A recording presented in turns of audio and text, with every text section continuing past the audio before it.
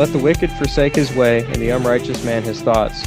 Let him return to the Lord, that he may have compassion on him, and to our God, for he will abundantly pardon. That was Isaiah 55:7. Hey guys, welcome back to Faith Family Cars Podcast. We are so glad you joined in. Today we've got a special guest with us, Stephen from LOJ Conversions.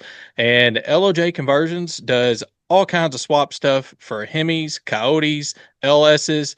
And Stephen's going to come on to tell us all about that. Stephen, how's it going today?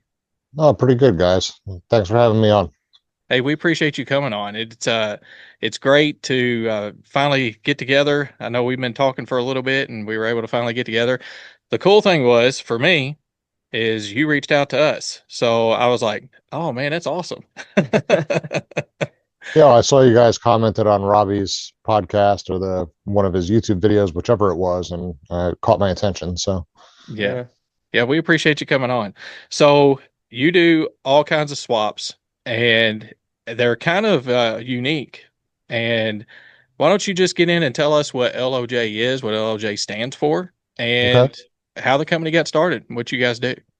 Okay. So LOJ began in December of 2012. So going back, what is that, 13 years now, 13 and a half years, something like that? It's been a while. Yeah, it's been a while. And the business originally started, when I graduated college, I got a job as a mechanical engineer working for the Navy, actually designing tools for fixing fighter jets. And in that job, I met a buddy of mine named John, who he actually owns PSI Conversion, and they make wiring harnesses for LS swaps and a bunch of other stuff. And at that time that we met, I was building kind of random project cars like any of us do. Nissan V8 swap stuff, like the Nissan VH45 V8, which was in the old Q45s. I was putting them into Zs and 240SXs. I was doing SR20 swaps, some weird diesel stuff. I built a TDI powered Toyota for my dad. Just a bunch of weird stuff. And I was always building cars either for myself or for my buddies, helping them out with their projects or building something dumb for myself. And when I met John, I took him for a ride in one of the cars I built. I actually think it was an RB swapped 300ZX. Nice. And he was just really impressed with the work. Him and I were work friends, not friends outside of work. I didn't even know he owned PSI at that point. We got talking about his business, and he said, at some point, the stuff you make is really nice. You should start making it for other people to buy instead of just doing it for yourself or your friends. He kind of explained how he started his business out of his home, and I think he oversimplified it a bit. I'm by no stretch of the imagination any kind of entrepreneur. I have a good engineering sense in that regard, but I think I struggle pretty often with the business side of business. And that's something, I just continually learn through. But with him doing LS stuff, I knew that LSs were kind of like the hot thing. Even 13 years ago, they were. People were swapping them into everything. And at that time, it was really difficult to find. It still is difficult, but at that point, it was really difficult to find cheap manual transmissions you could put behind LSs. Like really the only option was the T56. You'd get them out of F bodies or GTOs, but it was really expensive to get one even used, and knew they were real expensive too. And I knew that the Nissan 300ZX transmission was like pretty strong. It's actually built on the same architecture as the GTR transmissions from back in the day, and they hold a ton of power. And they were cheap. I mean, you can go to a junkyard at that time. I'm not saying today anymore, but at that time, you could buy a 300ZX transmission for $150, like all day long. They were plentiful, they were cheap, and they were strong. So I decided to design a transmission adapter to put that transmission behind an LS to kind of give the LS market another, like a budget option versus a T56. Is it as good as a T56? Well, it's a single overdrive. It's not as great for cruising on the highway, but if you want to row gears and it's a fun toy car, it's a great option. And that's kind of the first thing I ever designed and sold was that transmission adapter. And at that time, I had bought my wife a 93 300ZX convertible. She always wanted a convertible. And this was before we had kids. And she was driving that around. And then we had our first daughter, Molly. And I remember I took her convertible to Target to buy diapers. And when I came outside to fire the car up, Those engines were notorious for having fuel injectors that would hang open, and the injector must have hung open when I shut the car off, and when I went to fire it, it hydrolocked on fuel. Ooh. And it bent the motor and had it towed home from the target. And at that point, I decided, well, maybe I should do a whole swap kit for this car rather than, I have the transmission adapter already. I designed that. So what else could it possibly be? It's just an engine swap. As all those guys, the internet always tells you can do an LS swap for $500 in a case of beer, and that's never Yeah. the case. No. Yeah, right. But I just kind of dove in head first, ripped the engine out of the car, and started designing parts, designed the oil pan and the engine mounts and the transmission mount. Even though we used the stock transmission in that car, we push it back 3 inches to give more room in front of the engine for your accessory drive and your radiator and fans. So then it was a shortened shifter linkage to keep the shifter in the stock spot. And all these parts kind of snowballed out of that. And I started making kits. And I was literally found a local place in Jersey that did water jet cutting. They would cut the metal for me. I was in my garage at home, welding the parts together, spray painting them with rattle can paint, putting together kits myself. I found one company that I still work with to this day to make the oil pans for me. I did a drawing, sent it to them. They're out of Minnesota. They still make my pans today. They made me a prototype oil pan. I actually remember staying up all night long for probably 12 hours on my lathe in my garage, making the prototype flywheel myself. Made a flywheel, did a drawing. Then a company out in California called Clutch Masters agreed to produce 20 flywheels for me for those trans adapters. And I remember trying to convince my wife that it was a good idea to spend $7,000 on 20 flywheels to try to sell these parts online. It was like, that was the big, investment. And, she reluctantly believed that there was a chance we could do something there. And, gave me the okay on that. And just one thing snowballed into another. It was, gosh, I had a very, very crude website that I made myself, and was active back then. Forums were still kind of more of a thing than they are today. And I posted about the kits on like the 300ZX forum, and some guys believed in it and they bought a couple kits, and it just, from that point on, it's just snowballed. I really, my background, I have a bachelor's degree in mechanical engineering. I have a master's degree in systems engineering. I've worked as an engineer. I've designed stuff. Like, my whole mantra with my swap kits has always been, make it as if nobody knows it's swapped. If you pop the hood and you're not a car person, like, everything looks like it belongs there, or Joe somebody can get in the car. Like, my mom at 60 something years old today has gotten into cars that I've swapped, turn the key, drive them around like they drive like they came that way. And that's what I aim for in a lot of the cars we build here, and that's what I aim for with the fit and finish of my products. So, a lot of companies that sell swap kits, it's like oil pan, motor mounts, transmission mount, maybe some headers, and like they kind of leave you to your own devices to figure everything else out. And there's a lot more to a motor swap than that. There's the fuel system, the EFI stuff, the cooling system, your accessory drive. If you want to keep air conditioning, all those kind of things like start snowballing and adding a lot more complexity to swaps. And like, I made it a point to attack all of that. So I designed an accessory drive package that let you put the Nissan power steering pump, an alternator, an AC compressor onto the LS motor, like close to their stock location. So all the factory hoses still worked and all the factory wiring still worked. We made headers and connection pipes to bolt to the factory or aftermarket catbacks for the car, so you're not fabricating anything yourself. We have drop-in radiators and fan packages that are designed for the airflow of the front of that car. I worked with CNR out of Indiana to design a radiator package that's specifically designed to cool an LS engine in that tight engine bay. Like, there, a lot of thought went into all of this stuff, and I'm proud to say, with over the last 12 years, I've easily sold in the hundreds of 300ZX swap kits at this point. Wow. The parts are pretty well proven. I mean, I'm proud of what we've done. And the reason I attacked the 300ZX, besides the fact that my wife had one, is because at that point, nobody else made an LS swap kit for that car. So I was like, I'm a new guy trying to start a new company. If I'm the only option, you got to give me a chance. So, that was kind of the mindset. Yeah. So then when I built the reputation with the 300ZX, that's when I started branching out into other platforms that other companies make products for, and there's competition there. But, the 350Z kits, I think, are an evolutionary step above the 300ZX kits, as far as fit and finish, and integration with the factory parts. We drove Infiniti G35, which is a sister platform to the 350Z. The parts swap between them easily. We drove a stock G35. That was actually my mom's car back in the day. She sold it to my buddy Scott.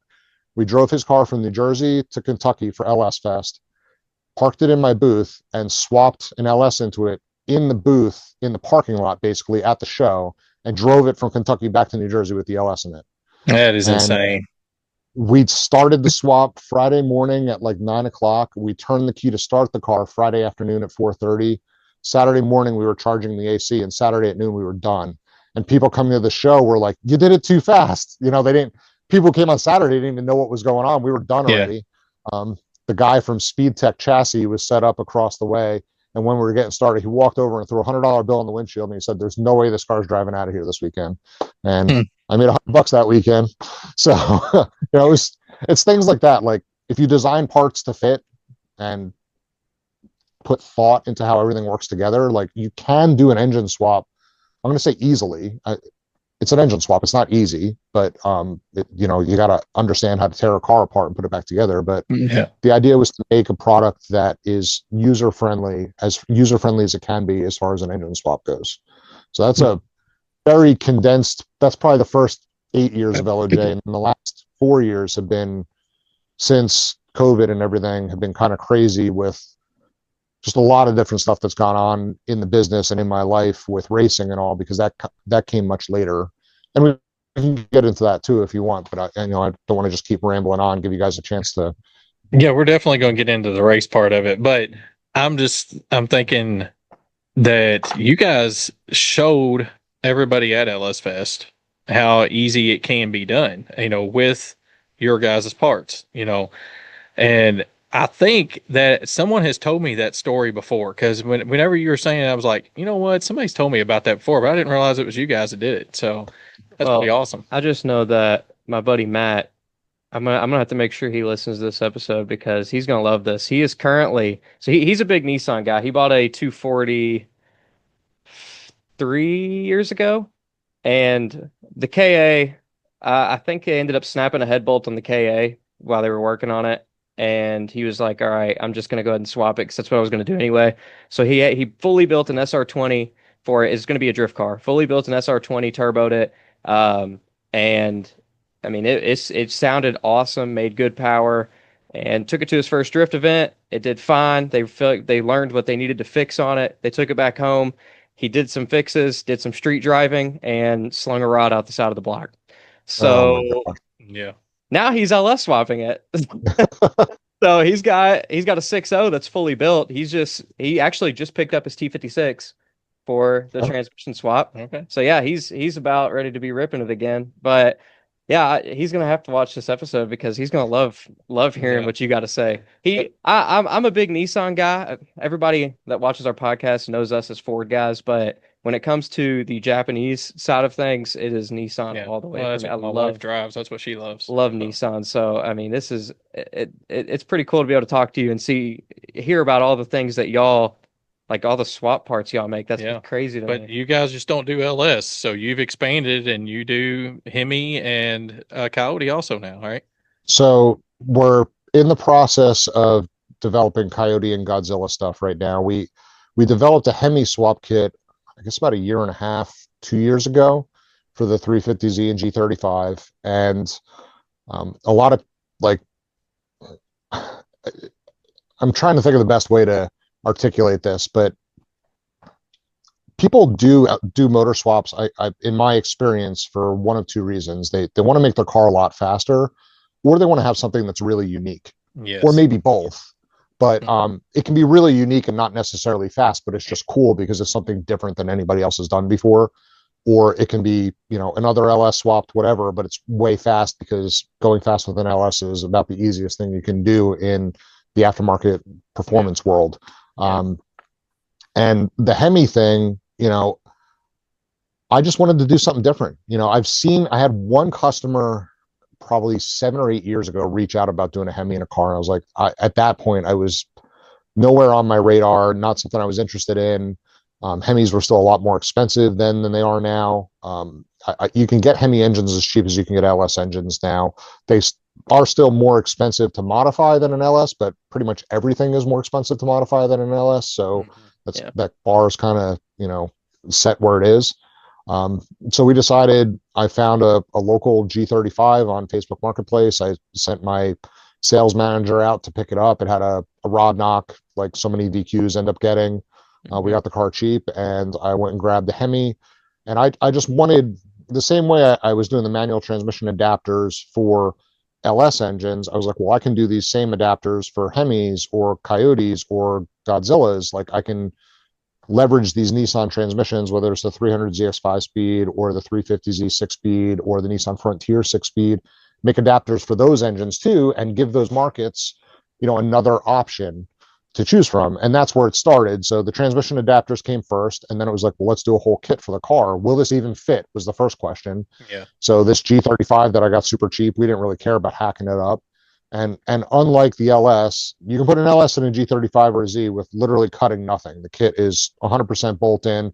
There's maybe one spot by the valve cover that you got a dent that's about the size of a quarter if you want a little easier serviceability on the coil pack on that side. You don't even have to do it, but it'll make your life easier in the long run. But with the Hemi, you have to cut stuff. There's no way around that. So the 350Zs and G35s actually have two firewalls. There's one that's like in the engine bay that just separates the battery compartment and the brake master cylinder area. And then behind that's the actual firewall that separates the cabin. So that the firewall in front of the battery and the brake master cylinder you have to cut out to give room for the heads on the engine, because a Hemi is it's way bigger than an LS. The heads are way wider. We won't even get into Coyote because that's even bigger still. Yes. We're figuring that out. But the Hemi car, we left the transmission. We have the adapter for the CD09, which is the 350Z 6-speed manual. We left the transmission and all in the exact same spot it is with our LS kits. So the transmission mount, the short and shift linkage, the drive shaft is all the same parts on both kits. So if somebody got bored with their LS and wanted to switch to a Hemi, they don't have to buy everything. There's some parts will, transfer over. And then the transmission adapter is obviously unique. Oil pan and motor mounts for the Hemi are different. We actually have a car at Cook's right now. They're doing the development work on the headers. They have the prototype set done. We're doing a couple little tweaks, and then we're going to have our first production run of headers for Hemi in the 350Z. And they'll use the same connection pipes that our LS headers use. So like the collector's in the exact same spot with the Hemi as it is with the LS. Again, so we have more commonality in parts. Yeah. So it helps people if they want to change things later. It keeps our costs down on our side because we have less unique part numbers that we have to, stock and sell. And then I think the headers have been one of the things that's been keeping the customers hesitant in doing the swap. Mm-hmm. We've probably sold a dozen or so kits in the last year and a half. It's not a lot. I know it's not a lot. And I never expected it to be a big seller like LS would be, but I knew people would be interested in it. And guys like Fernando from Scrap Life Garage with his orange Hellcat Swap 350Z, another guy turns out that works in the same place that I work for my day job, ordered a kit online. I had no idea, and put a Hellcat in his 350Z. And I ran into him while out at lunch at work with my buddy. His Hellcat Z was in the parking lot of the place we went to get lunch at. And I was like, kind of blew my mind that, that close to home, somebody bought a kit and swapped the car. And I work at the same place every day with the guy, because LOJ, should back up, it's still a side business for me. It's run out of my home. I have one full-time employee. The two of us do everything. If you call, you're going to get Blaine or me. The warehouse that I'm sitting in is on my property with my home. I can walk 5 minutes and be inside, but as much as God has blessed me through this business, it still has not become something that I could quit the day job and do full time and support my family with cost of living in New Jersey and all that stuff. But it's actually really close. It's a discussion my wife and I have been having probably monthly. Just when do we pull the trigger? When do I exercise some faith that God will provide and just, do it? Yeah. I was very hopeful with the potential for the economy to turn around this year, or at least hopefully next year. So if those things happen, I think it'll be time to make that plunge. But right now I'm still living both lives, working 80 hours a week. But it's got to be really tough. It got to be really tough doing everything that you do.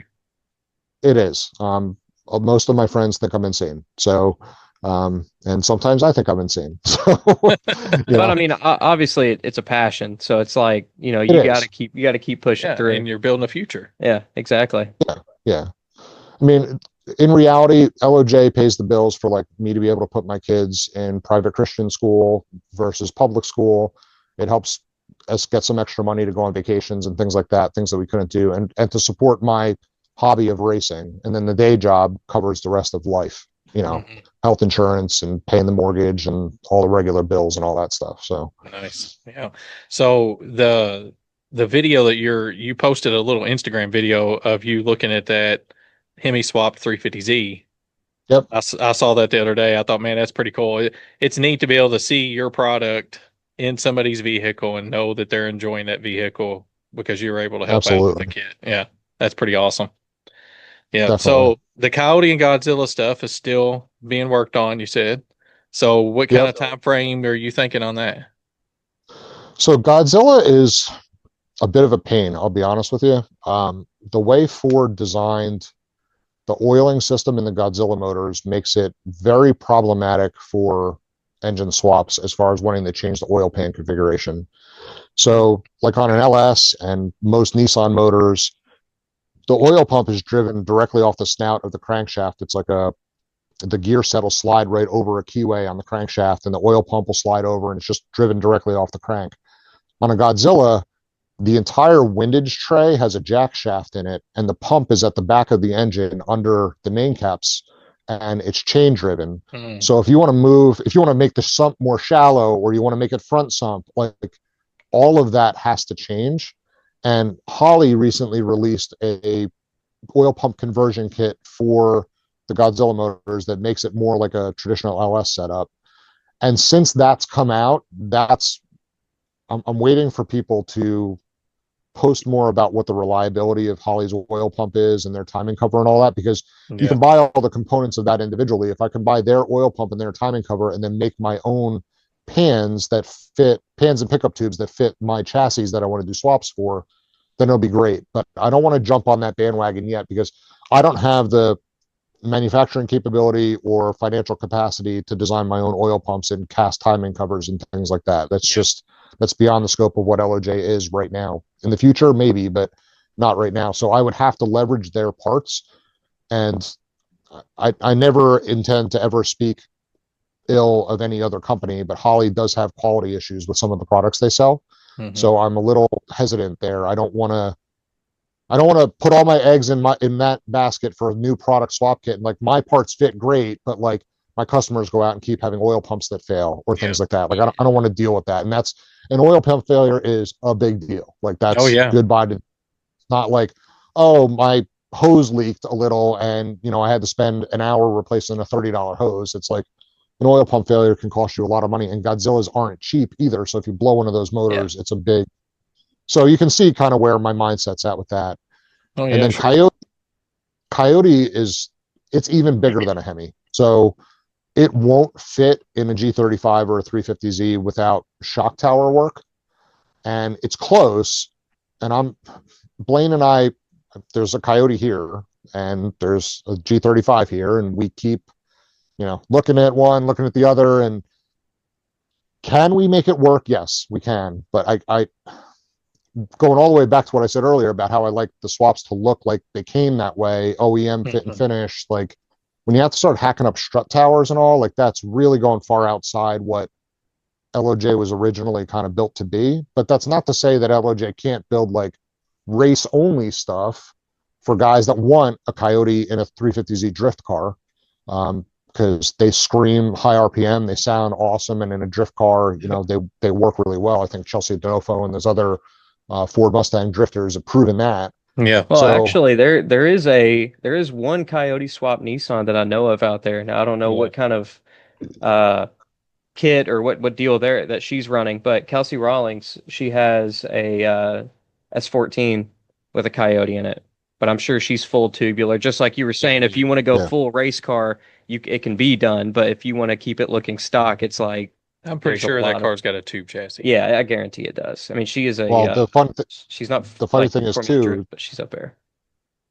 the S chassis cars being McPherson strut, they actually have wider strut towers than the G's and Z's that are double wishbone because the Wow. McPherson strut have less space. So it, that's why, like, I had done my first Nissan V8 swap was one of the VH45 V8s, which is a dual overhead cam, big V8 engine in an S14. Um, and there was actually like quite a bit of room in there. I still have my S14 that had that V8 in it. The car has not driven in 10 years. It sits probably longer than 10 years. It's been sitting in the yard, but one of these days, I'll Yeah. get back to it. It is. I didn't even know that. You said that the Q45 had a V8 in it? Yep. I didn't know So the that. 1990 to 96 Q45 had a 4.5 V8, and it was actually in that car for homologation for Indy. So at that time, any engine that was in an Indy car had to be available in a production vehicle. I think that's why the North Star V8 came around for Yeah. Cadillac and some of those other overhead cam V8s at the time. So yeah, that's one of the reasons. And that block, I mean, if you look at the Indy block and that Q45 V8, they're basically the same block. I mean, everything else Hmm. is different, and I'm sure the rods and pistons and all the crank was all different. Yeah.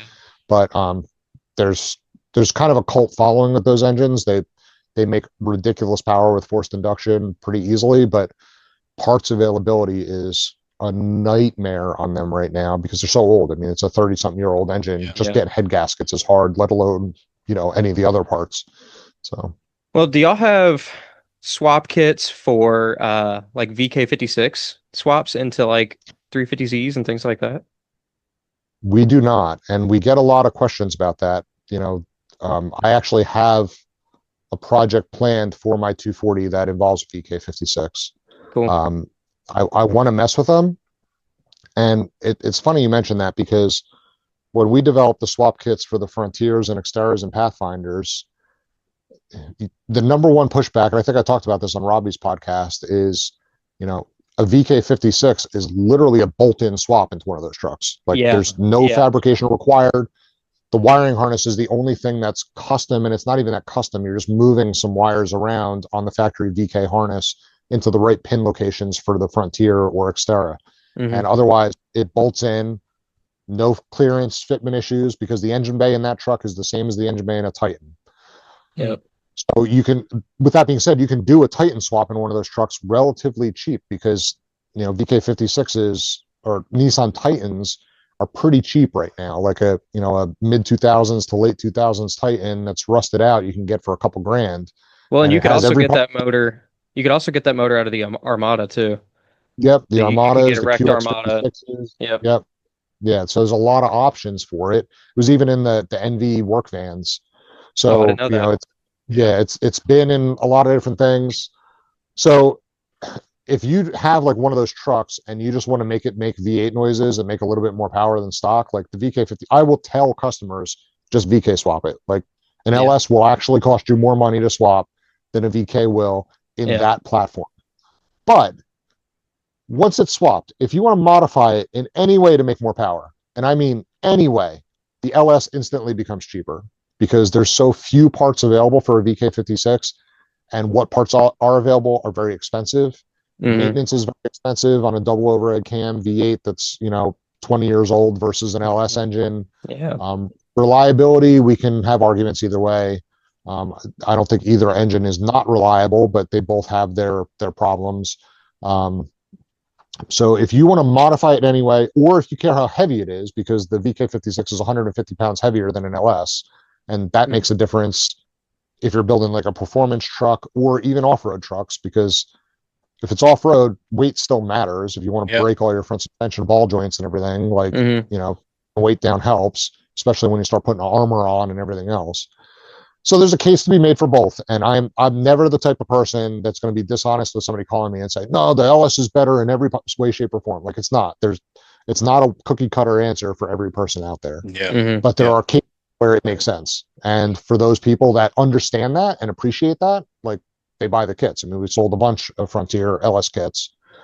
So it's just, like I said, different strokes for different folks. Yeah.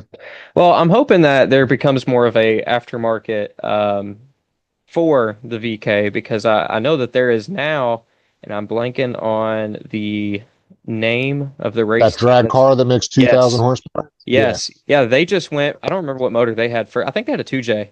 I think that's what they used to run was a 2J, and now Yep. they have a VK56 that is very, very fast. Hmm. Hopefully, Yeah. they kind of break the wall there, and maybe companies will start making stuff for those motors. 'Cause Yeah. I actually like them.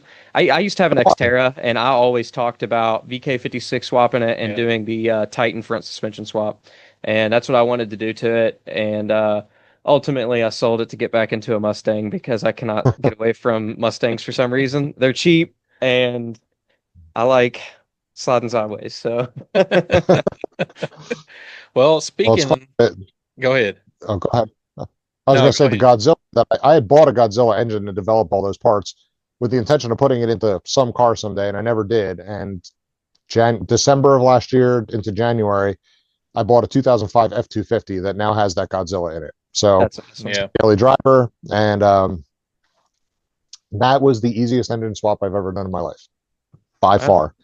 2005 F250. It was a 5.4 V8 six-speed manual truck, 80,000 miles from Arizona, like rust-free, perfect, whatever. Had a rod through the side of the block.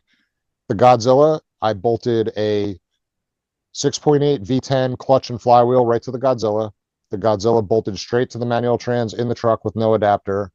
The 5.4 liter AC compressor and power steering pump bolted right to the Godzilla so I could use all the stock hoses. I made two motor mounts, and I bought a connect and cruise package from Ford for the wiring and the ECU, and I made a custom shroud for some electric fans, and that was it. And I've been daily Wow. driving that truck for 3, 4 months now. It only gets 12, 13 miles to the gallon, but I don't care because I own it, and there's something Yeah. to be said for that. Yeah, And that's it's sweet. cool. And it's cool. So Yeah, miles per cool. gallon Yeah. doesn't matter when it's cool. Yeah, I mean, again, that's one of those rare swaps that you're not going to really see either. Yeah. So, Yeah. speaking about the Frontier, I figured we'd jump right on into your Frontier, which kind of became famous. So, why don't you tell us A little about bit. that Yeah. truck? So we call it that crazy frontier, but in my heart, the hashtag that I always put on all the posts is accidentally awesome. Because Yeah. when I built that truck, I had zero intention to go racing.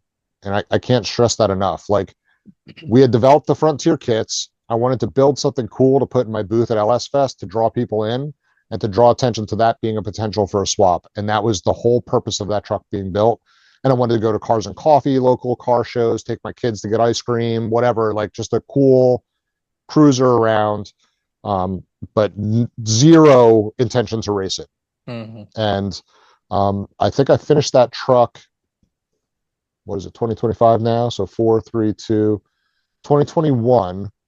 I finished the truck and brought it to LS Fest in Kentucky and stuck it in my booth. And then at that point, I had one part-time employee and a bunch. Usually those kind of shows, like a lot of my friends that are into cars, they'll come to the show and they'll kind of like work in my booth with me. Like they'll Yeah. talk to customers as they come in, so I can go use the can if I have to, or just take a break, whatever. Um, and that year I had a higher than normal amount of buddies coming to that show. So I was like, you know what? I'm going to autocross this truck this year just for fun. I had autocrossed years ago. I had a Mitsubishi Evo like back in '04, '05, and I autocrossed that thing. That was really the only time I autocrossed in my life, probably in '06, '07 when I sold it. I had an autocross since then, but I had fun, and I was like, I'm going to take this truck autocrossing just to see what it can do. And it was on like literally used tires that I bought off of eBay.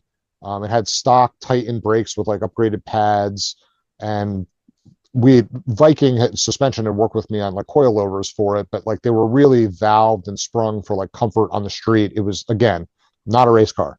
Yeah. So I autocrossed it, and it was just as mediocre as you would expect a vehicle that's not set up to do that to be, but it looked cool. And it drew a lot of attention in the autocross pits. Talked to a lot of people about it, and like I said, it didn't place well. I just had fun. At the end of the event, loaded in the trailer, came back home, and LS Fest is always the weekend after Labor Day in September, Yep. and probably the first week of October, I got a phone call, and I answered the phone, and the woman on the phone said, "Is this Steven with the Frontier?" And I said, "Yeah." And she said, "This is Carrie from FM3 Marketing. Did you know that you won the Spirit of the Event Award at LS Fest?"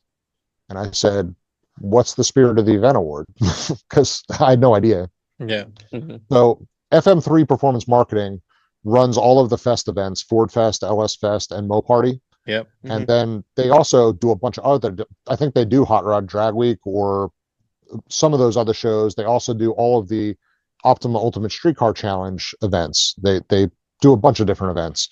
I've come to know Jimmy pretty well over the years. He owns FM3 Marketing and he runs all the events. And apparently, as part of with Optima Ultimate Streetcar, you run events during the year, and if you win any one of the events in your class, it gets you an invite to race at the Optima Ultimate Streetcar Invitational at the SEMA show in Las Vegas. But there's also awards they give out at each event that they call the Spirit of the Event Award. And if you didn't necessarily win, but like the car or the person really exemplifies what they think is like the spirit of an ultimate streetcar. Okay. So because FM3 Marketing runs both events, they also give out Spirit of the Event Awards at LS Fest Texas, LS Fest West, Ford Fest, Mo Party, and LS Fest East. And I won the Spirit of the Event Award at LS Fest East, which meant that I won an invite to run at the Invitational in Vegas at SEMA. So Carrie said to me, "Are you going to come? Will you bring the truck to Las Vegas and race it at the Invitational?" And again, this is the first week of October, and LS Fest is the first, or SEMA is the first week of November.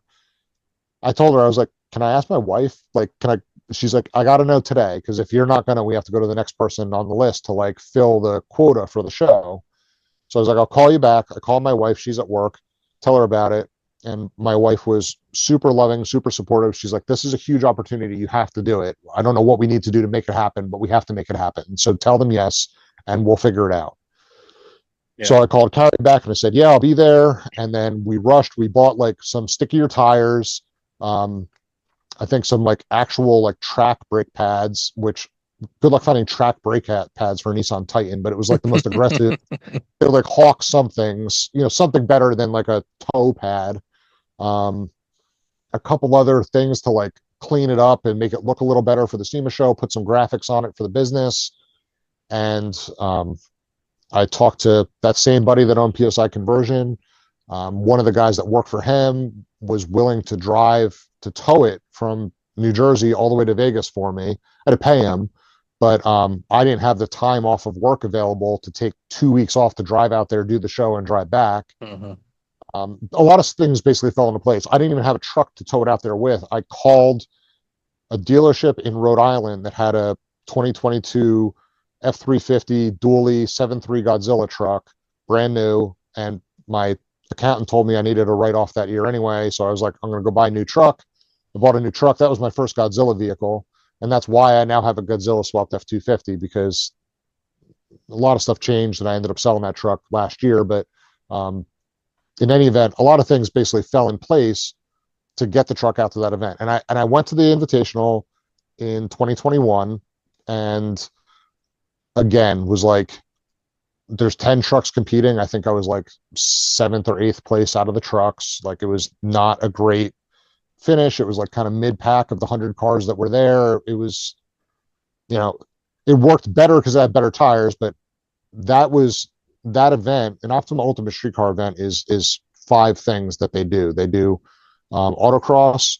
They do design and engineering judging. So you have to present your vehicle to a panel of judges, and you have 4 minutes to tell them everything about your car that makes it cool, and then they give you a score.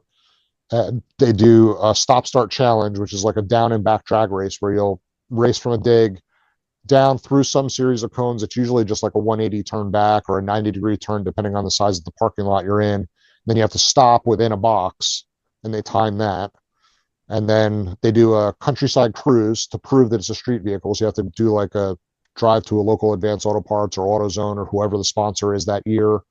And they'll have one of their judges there. Yep, he made it here, and you get points for making it there and back. And then you go out on a road course, like a big road course racetrack. So the Invitational in Vegas was the first time in my life I was ever on a racetrack. I had never gone out on a road course before.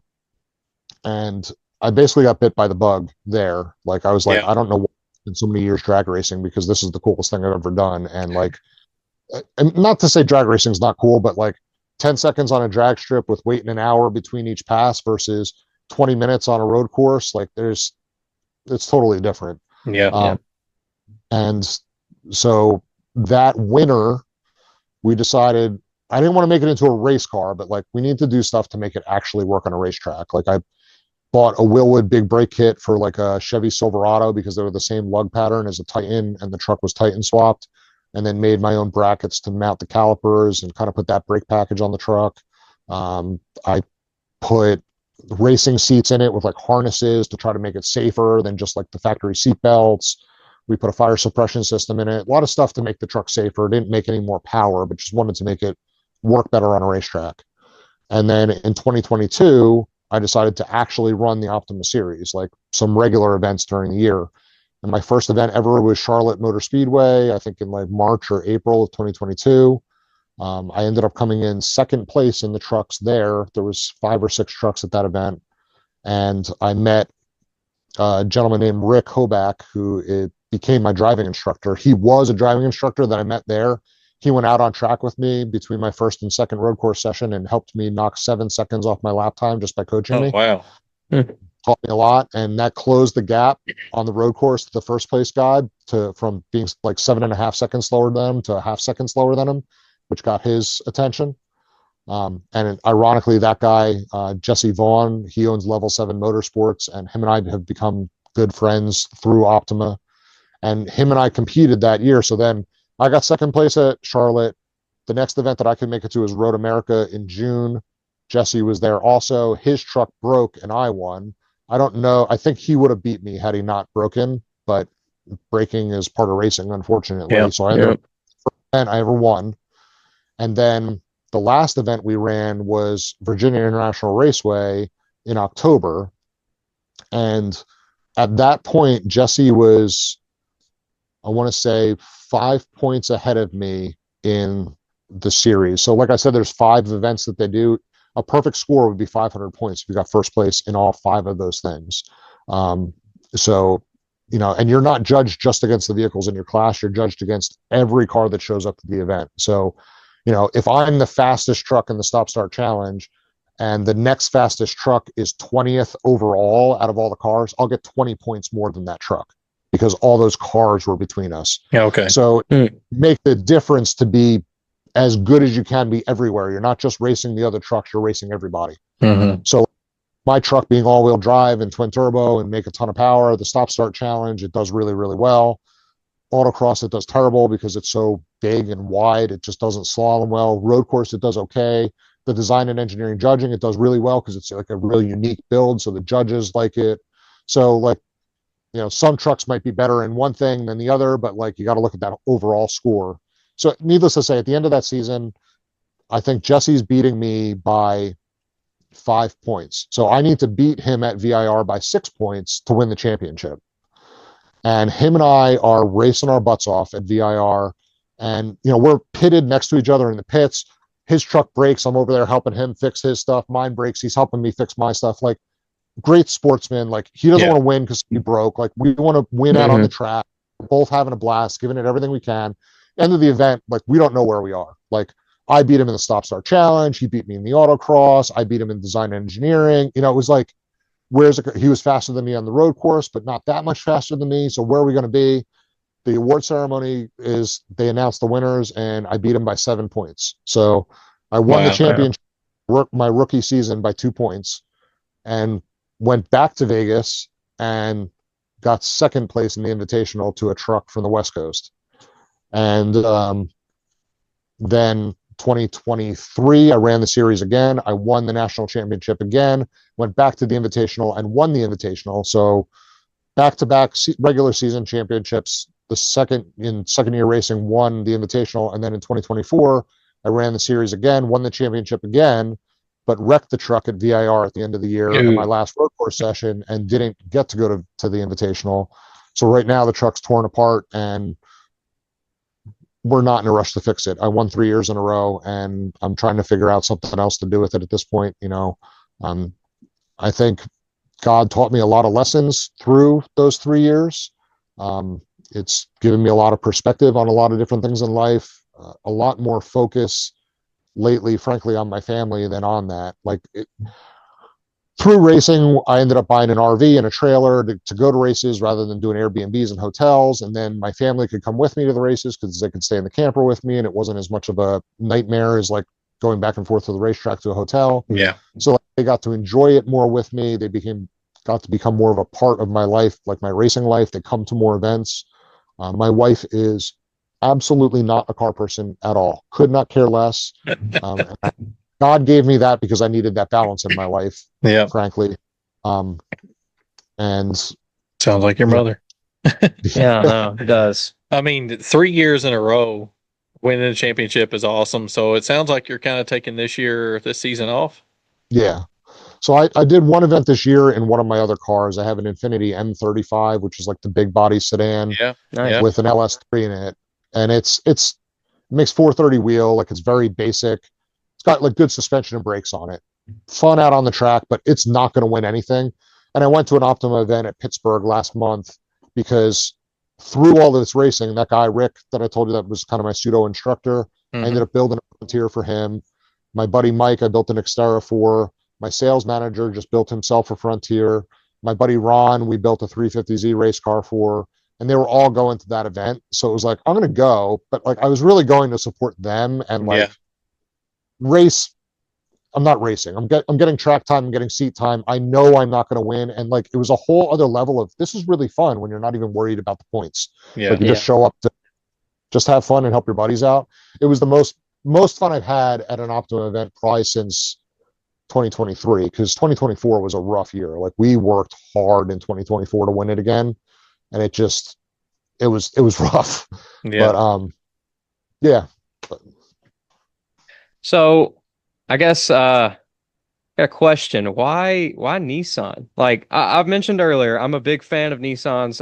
Like other like from the Japanese sides of things, I like all just about all Nissan cars really. I had an Xterra. I'm really into them. Uh, so why did you choose to just pursue Nissan, make all these swap kits for Nissan? Like why? What started that?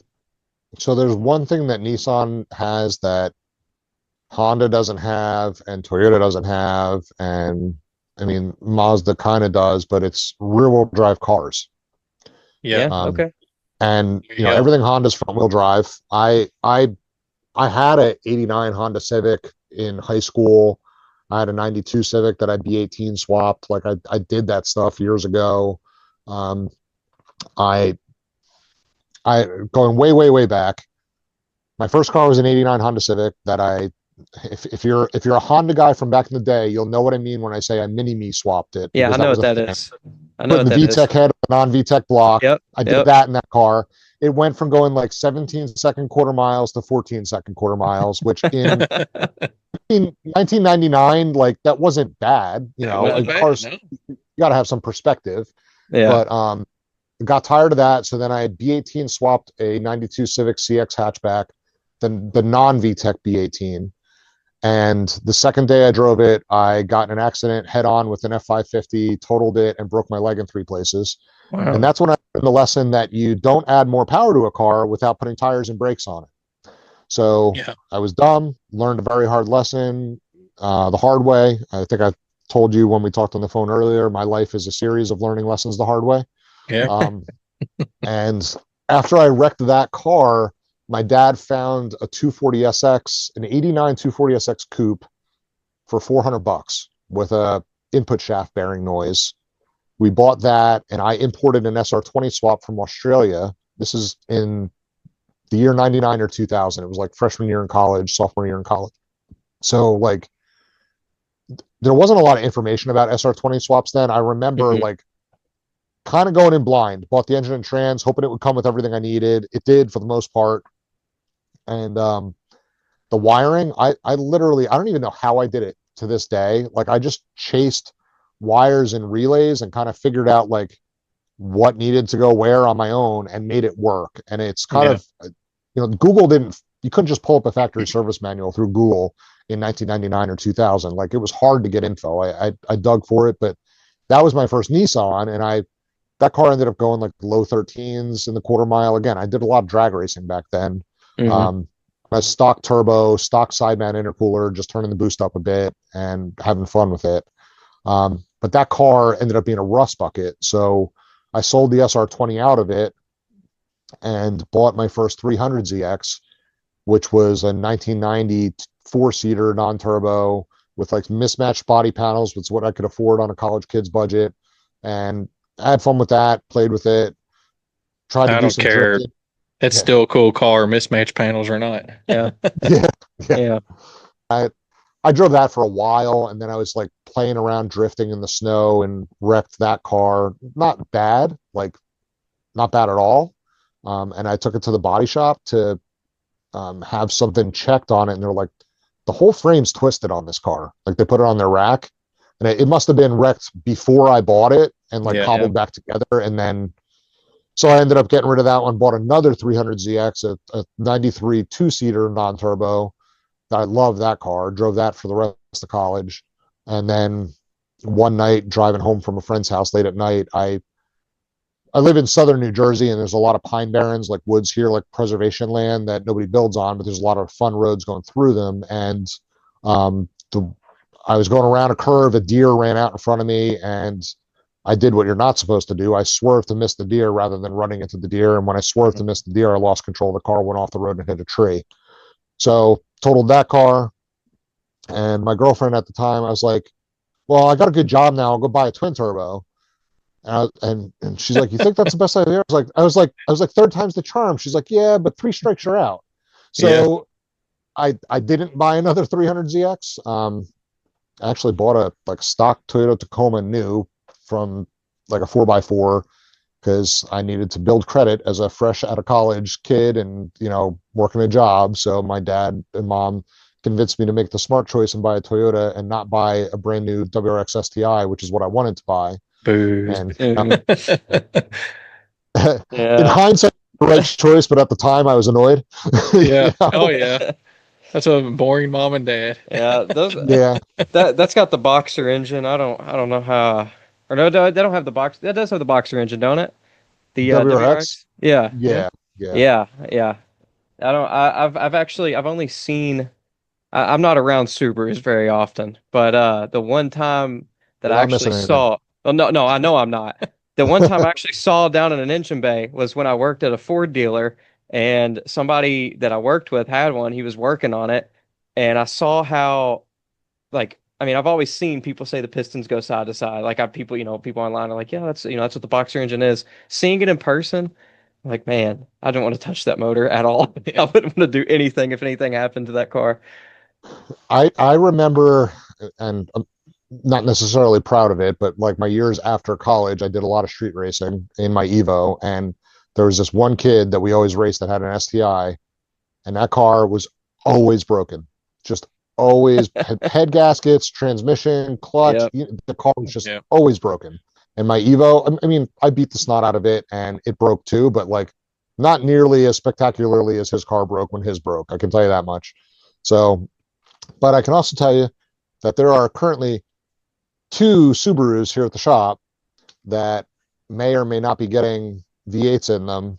And I can tell Nice. you that Subarus, because they have those boxer engines, have really, really wide engine bays that fit some Oh of yeah. those motors we talked about earlier that have issues in other cars. So I'm currently building the car that's replacing the Frontier, and I'm really excited about that build. But I've got Hmm. actual sponsors on board for that one now, and I got to keep some stuff under wraps on it. Yeah. But Sweet. hopefully, That's cool. PRI this year it will be revealed, and Ooh, some PRI. PRI. Okay. We'll yeah. probably be there, so It's we might supposed to get. be in Magnuson Superchargers booth at PRI, and Nice. we are shooting hard to meet that goal. So, Yeah. That's Well, but awesome. hopefully we'll see you there. Yeah, hopefully. yeah, I'm gonna try to make sure I can. What week is that? Is that like the second week of It's like December? the second week of December. Guess what? I get vacation again, so Good. I'll be able to actually go this year. I was about to say because like I just started this new job and I get my first week of vacation 6 months in, which was like 2 weeks ago. Well, with all the stuff that we do, I've already used up all my vacation, and I just got like actually I'm using 3 days of it up in like 2 weeks. 2 weeks. Yeah. So I get a reset December 2nd, which was when I was hired. So Yeah. I get 2 weeks. Still So have a day to go up there here. we go. I'll be at PRI this year. Nice. I missed it last year, which Yeah. sucked, but he said it was a great time. Oh So yeah. Yeah, it yeah. was. So I haven't made PRI in the last 4 or 5 years because PRI every single year falls on the same weekend of my daughter's Christmas recital at her school. Oh wow. And I have made it every year. And I told Molly this year, and she's 14 now. She'll be turning 15 next January. I said, this year, Daddy's got to go to this show. And I was like, I've made your recital every year. And I, really did my best to explain to her that it has no, she has no impact on that. It is not because I don't love her or any of those Yeah. things. It's like sometimes as a parent, we have to do things. And this is one year. I told her I'll be there next year. I'll be at your spring recital. I'll be at all the other school things that you do, but I'm going to miss it this year. And I told her, Mommy will video you singing and playing your handbells and all that stuff and send the videos to me. So I honestly, I feel awful about it still, but she understands, which, Yeah. I'm thankful that she does. Yeah, she's old enough to understand. It's Yeah, not yeah. like it'd be different if you missed everything, Right. Yeah. Yeah. If she was 10 still, it would be different. But at 14, she gets it now. I Yeah. mean, Yeah. she's on the payroll. She helps pack the stuff that's hanging on the wall behind me, Nice. when she has time on the weekends. So, Yeah. she gets it. Family business. That's what we're all about. Yeah. We love it. So I want to get into one more vehicle before we change pace a little bit. The vehicle that really turned me towards you. Yeah, it's what I actually when I saw the video on Instagram, that's how I learned who you were. Yeah. So Yeah. So UBT did a collaboration with you and did a video of a super cool Xterra, and I knew that he was going to love it when he seen it. yeah, he sent it to me immediately, and I was like, oh man. 'Cause so I bought an Xterra almost 2 years ago, I think. Like I said, I sold it to get back into a Mustang, which honestly I really regret. And that's very surprising because I'm like a diehard Ford guy. And that was the first Nissan I ever owned. I always liked Nissans, I just never bought one. And I had a 2005 off-road. So it was the Pro 4X before a Pro 4X.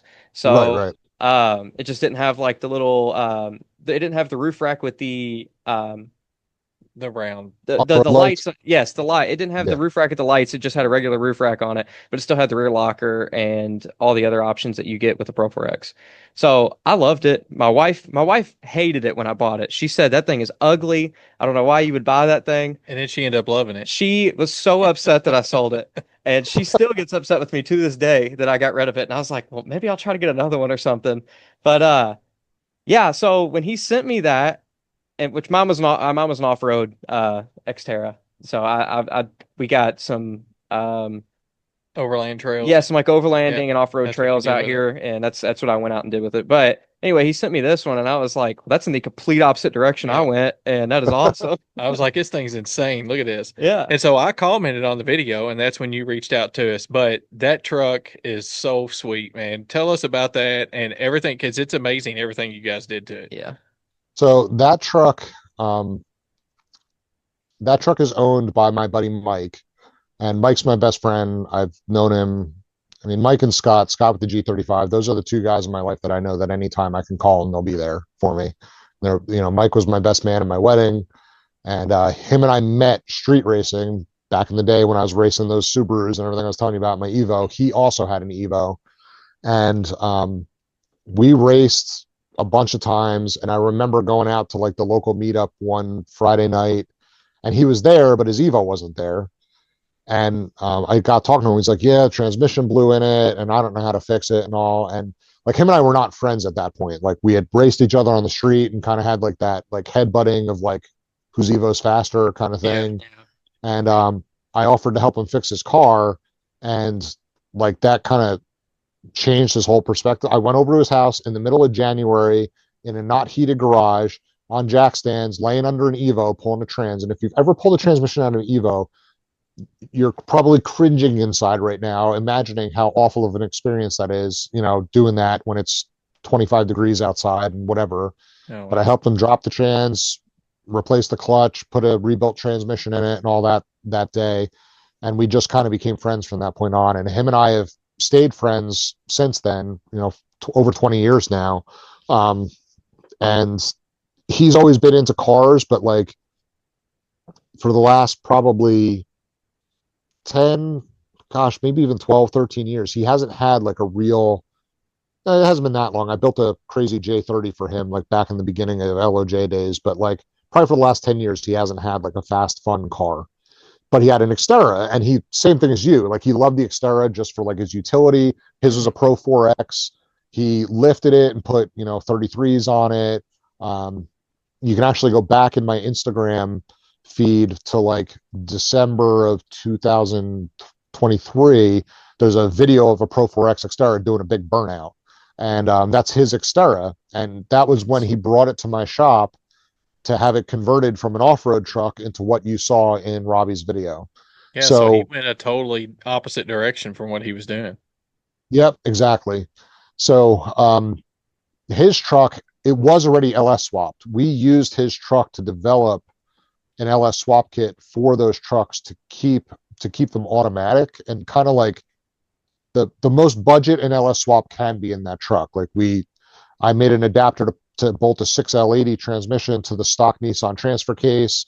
So like your stock drive shafts were retained in the stock location, ran factory truck exhaust manifolds and intake manifold, like a cheap Y pipe to like a factory exhaust type setup, kept the factory air box, like very budget.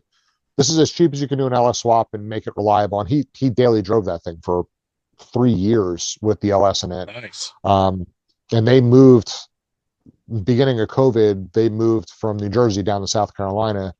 And obviously we keep in touch all the time. We visit them, they visit us, we camp together, all that kind of stuff. But Nice. he decided, after I've been racing my Frontier for a couple of years, he's like, you think we could do something like that with my Xterra? I said, we can do anything you want with your Xterra. Like my confidence level in like building stuff this year or last year versus when I started LOJ is a whole different ballgame now. Yeah. So I said, sure, bring the truck up. We'll convert it from 4-wheel drive to 2-wheel drive. We'll convert it from automatic to manual. We'll lower it. We'll, whatever you want to do, we'll do it. So the truck came up, and the Xterra is a unique beast in all of the Nissan trucks. Every truck, the Armada, the Titan, the Frontier, the Pathfinder, the Xterra, from like the transmission mount cross member on the frame forward is basically the same on all those trucks. Yep. That's why you can bolt Titan suspension to a Frontier to make it wider. You can bolt the Titan engine into the Frontiers or Xterras because the motor mounts are in the same spot. Like it's literally cookie cutter the same. But from that transmission cross member back is where they start to vary. And every truck, like the frame, it kind of comes from under the cab and then it kicks up over the rear axle, if you were looking at the frame from the side. And every one of those Nissan trucks has that same rise, but where that rise is in relation to the front axle varies on all of them to give more space for like the cabin inside. So like a Pathfinder and an Armada, the rise is very far back in the frame because they're like big SUVs. Yeah. And the rise is so far back that there's no room for a live axle. And those trucks have an independent suspension subframe bolted into the frame instead to help solve that space issue and to make them ride better, because they're really like family haulers more. They're the most truck family haulers there is. They're still body on frame, but they're not like a live solid axle type deal. Then the Xterra, that raise is a little bit further forward in the frame, and that's why the Xterra, you probably notice like the roof has that bubble in it. Yep. And the seats are actually a little higher than the front seats. You kind of look over the passengers from the back seat. It's got stadium seating in them. That's one thing I loved about it.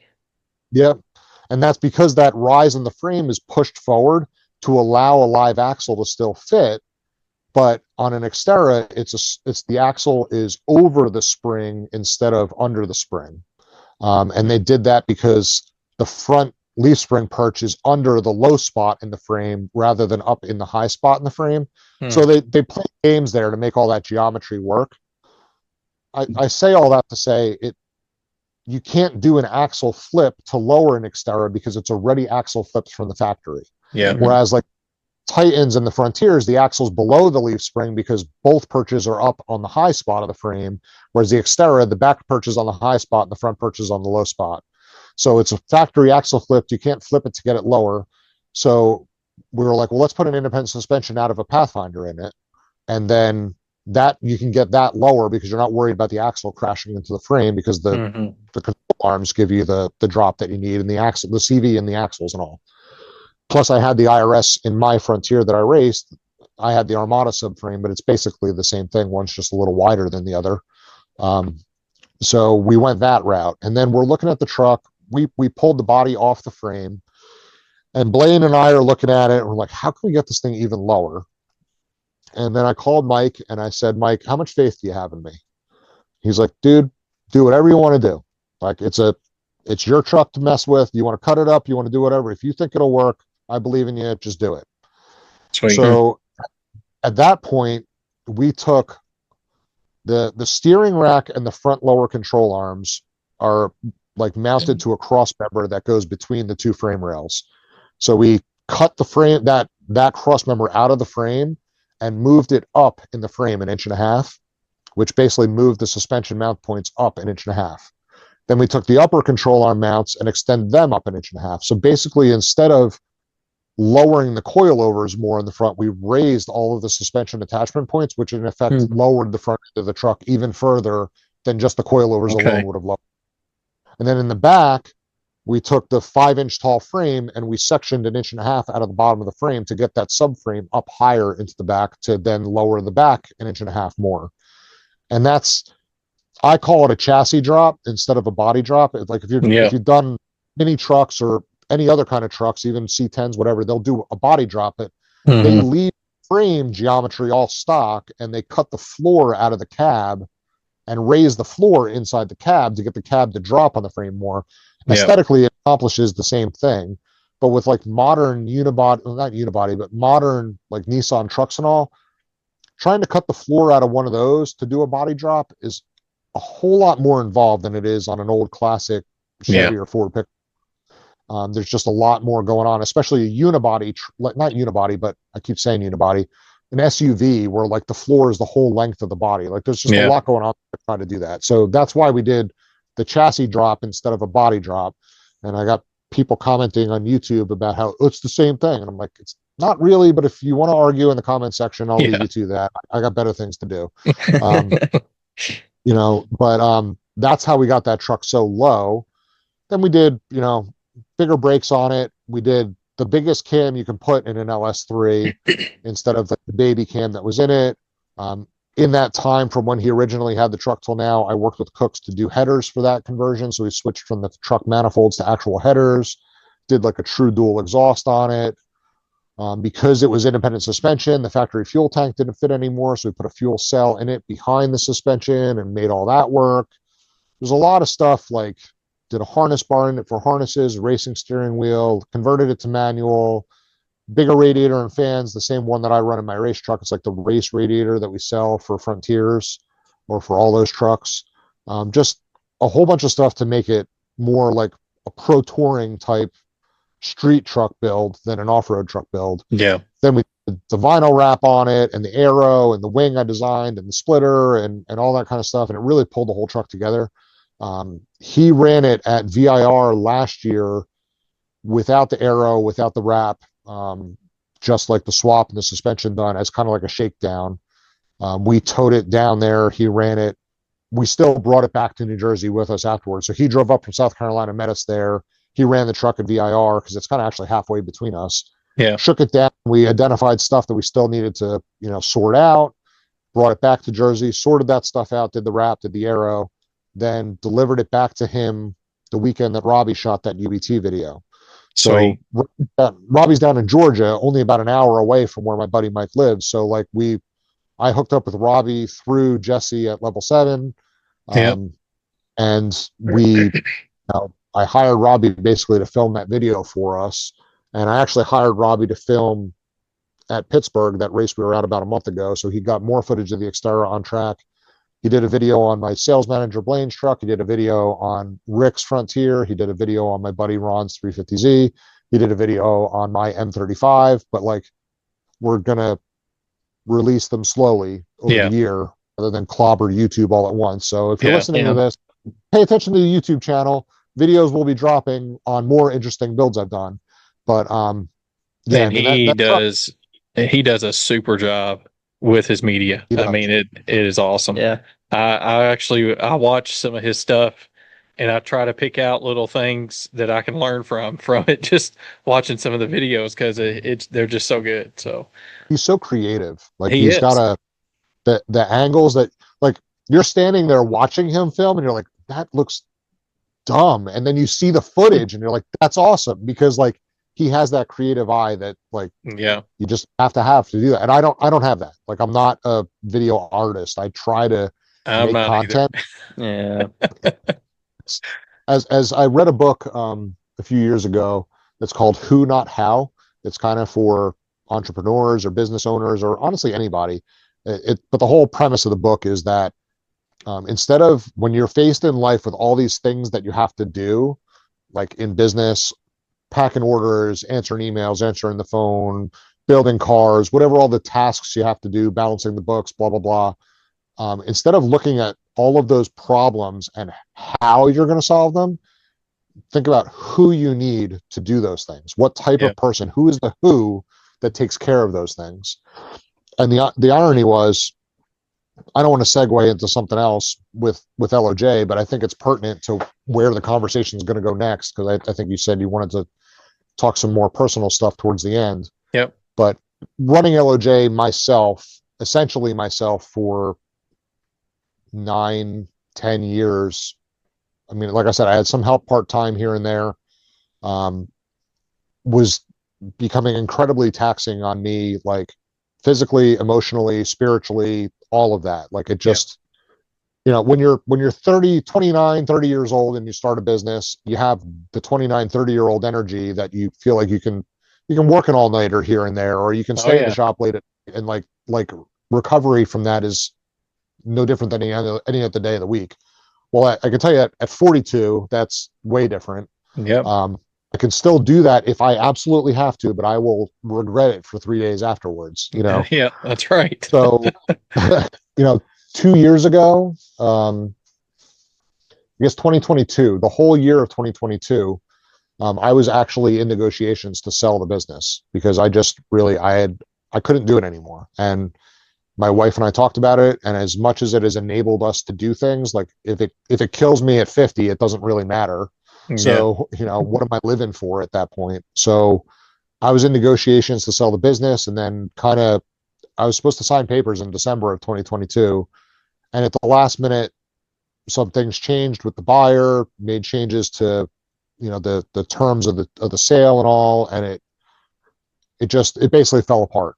And, I remember sitting in our living room in the house with our neighbors, um, just having a conversation like, what do I do now? Like that was going to be the out, and Mhm. it fell apart. And I thought, am I being selfish? Like, should I let the business go for a lot less money than what we thought we were going to get out of it, and just still, like I hold everything in my life with open hands. That's how God tells us to live, is like yeah, the things of the world are temporary. As cool as all this stuff is, it could all leave tomorrow and I don't care. It genuinely doesn't affect who I am as a person or my relationship with my family. It's not the center of my life. It's just a thing that I do.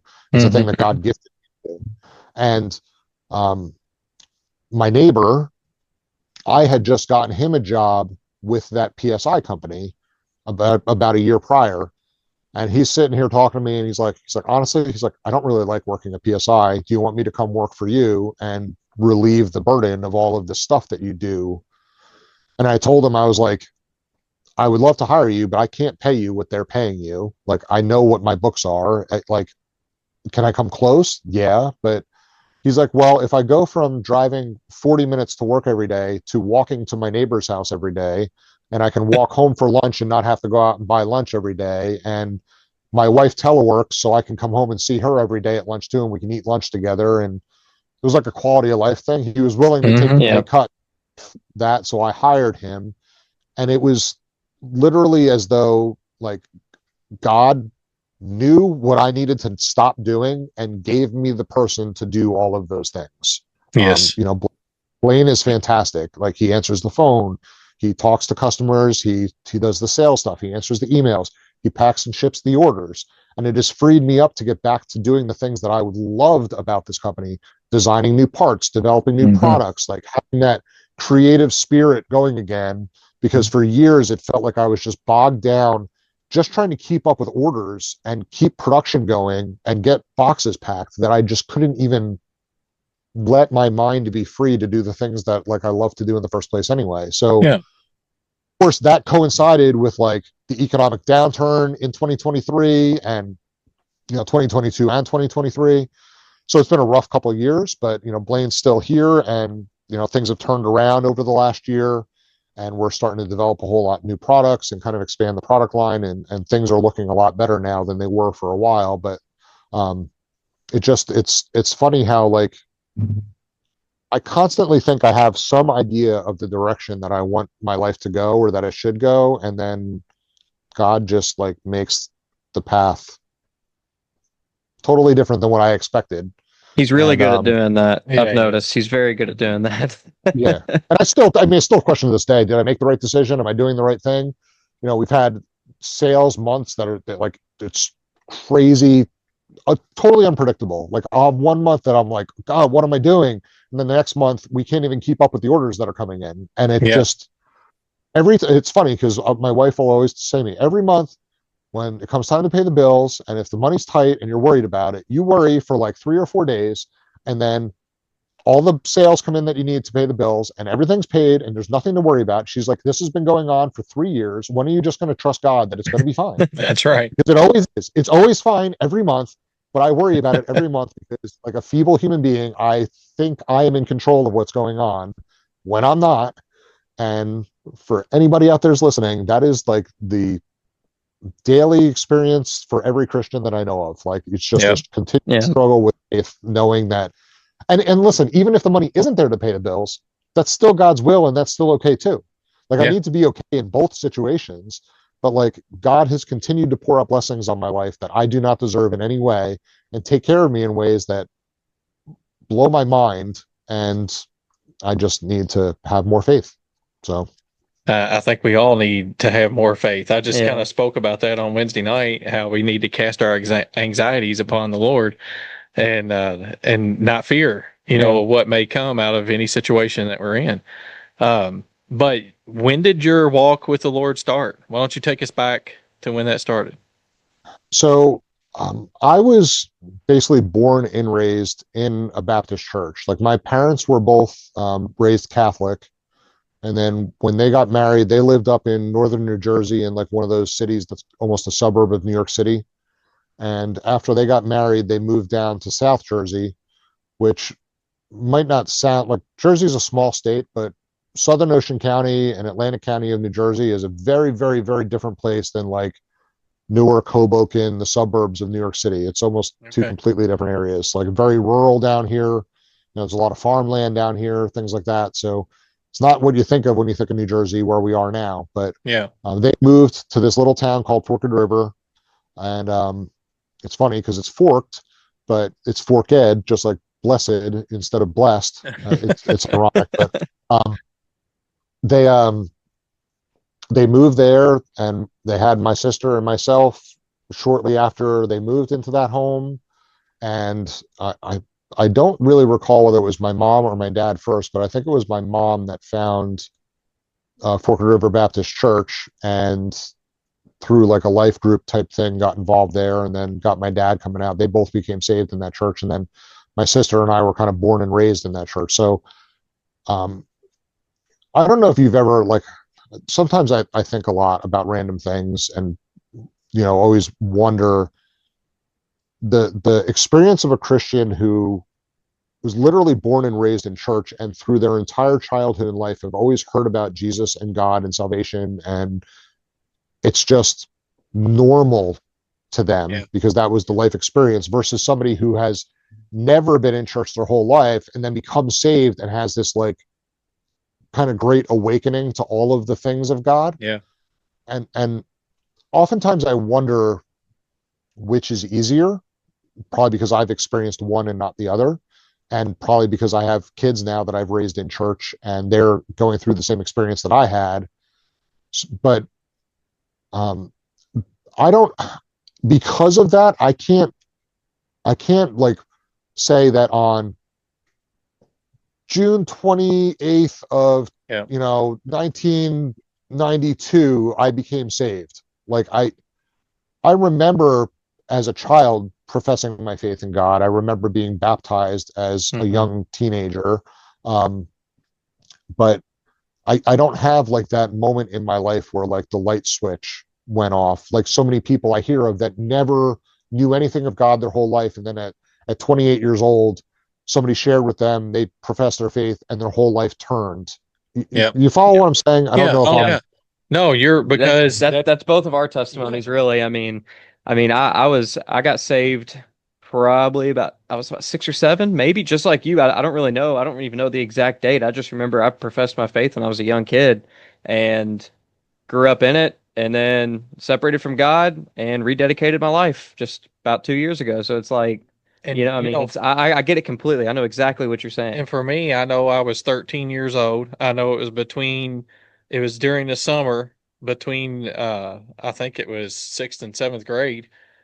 And yeah, it was 6th and 7th grade, but I can't pinpoint an exact date, an exact time. I just know that it changed for me that summer. I remember going to the altar and praying, and then it changed for me that summer. But I think that's kind of, you can't live on your parents' salvation. You have to have your own salvation. Yep. But, when you're born and you're raised and you grow up in church, sometimes that moment just isn't, just like you're saying, it's not a defining moment because you've already been living that way sort of anyway. And like you were saying, you don't know which one's easier. And honestly, I don't.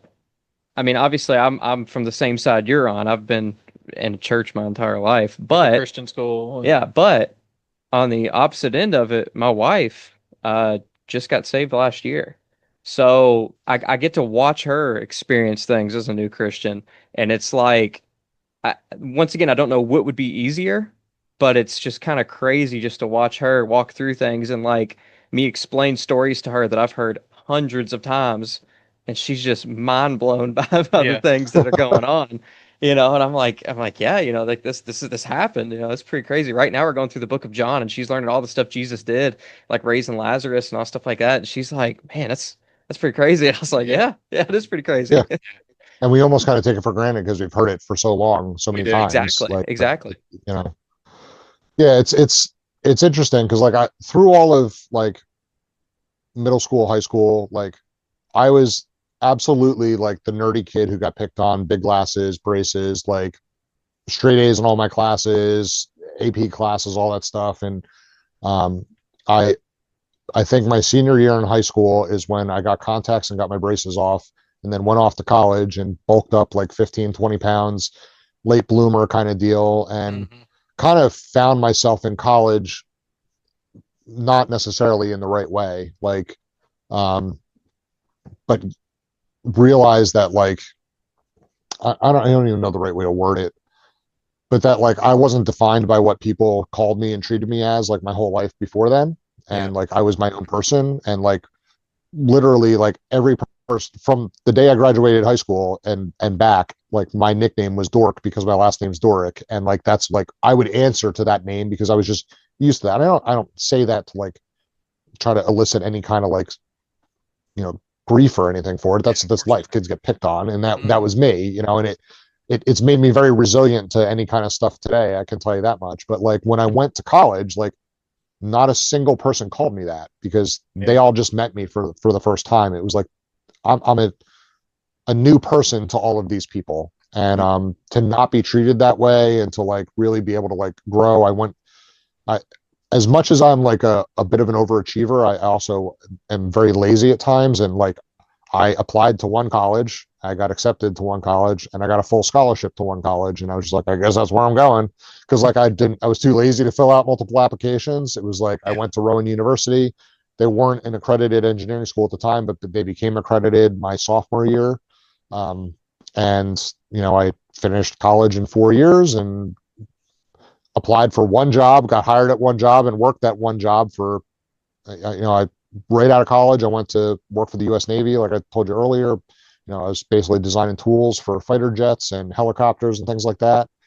Did that for 13 years, and out of through college and after college was a time period of my life where like I definitely fell away from God quite a bit. Um, got involved in stuff that just I'm not necessarily proud of to this day. But and it's another thing I talk to my wife about now, and she says, while there are experiences that you may not be proud of, there are experiences that kind of have made you and molded you who you are today. So Yes, that's right. you went through those things to learn through those things, and Hmm.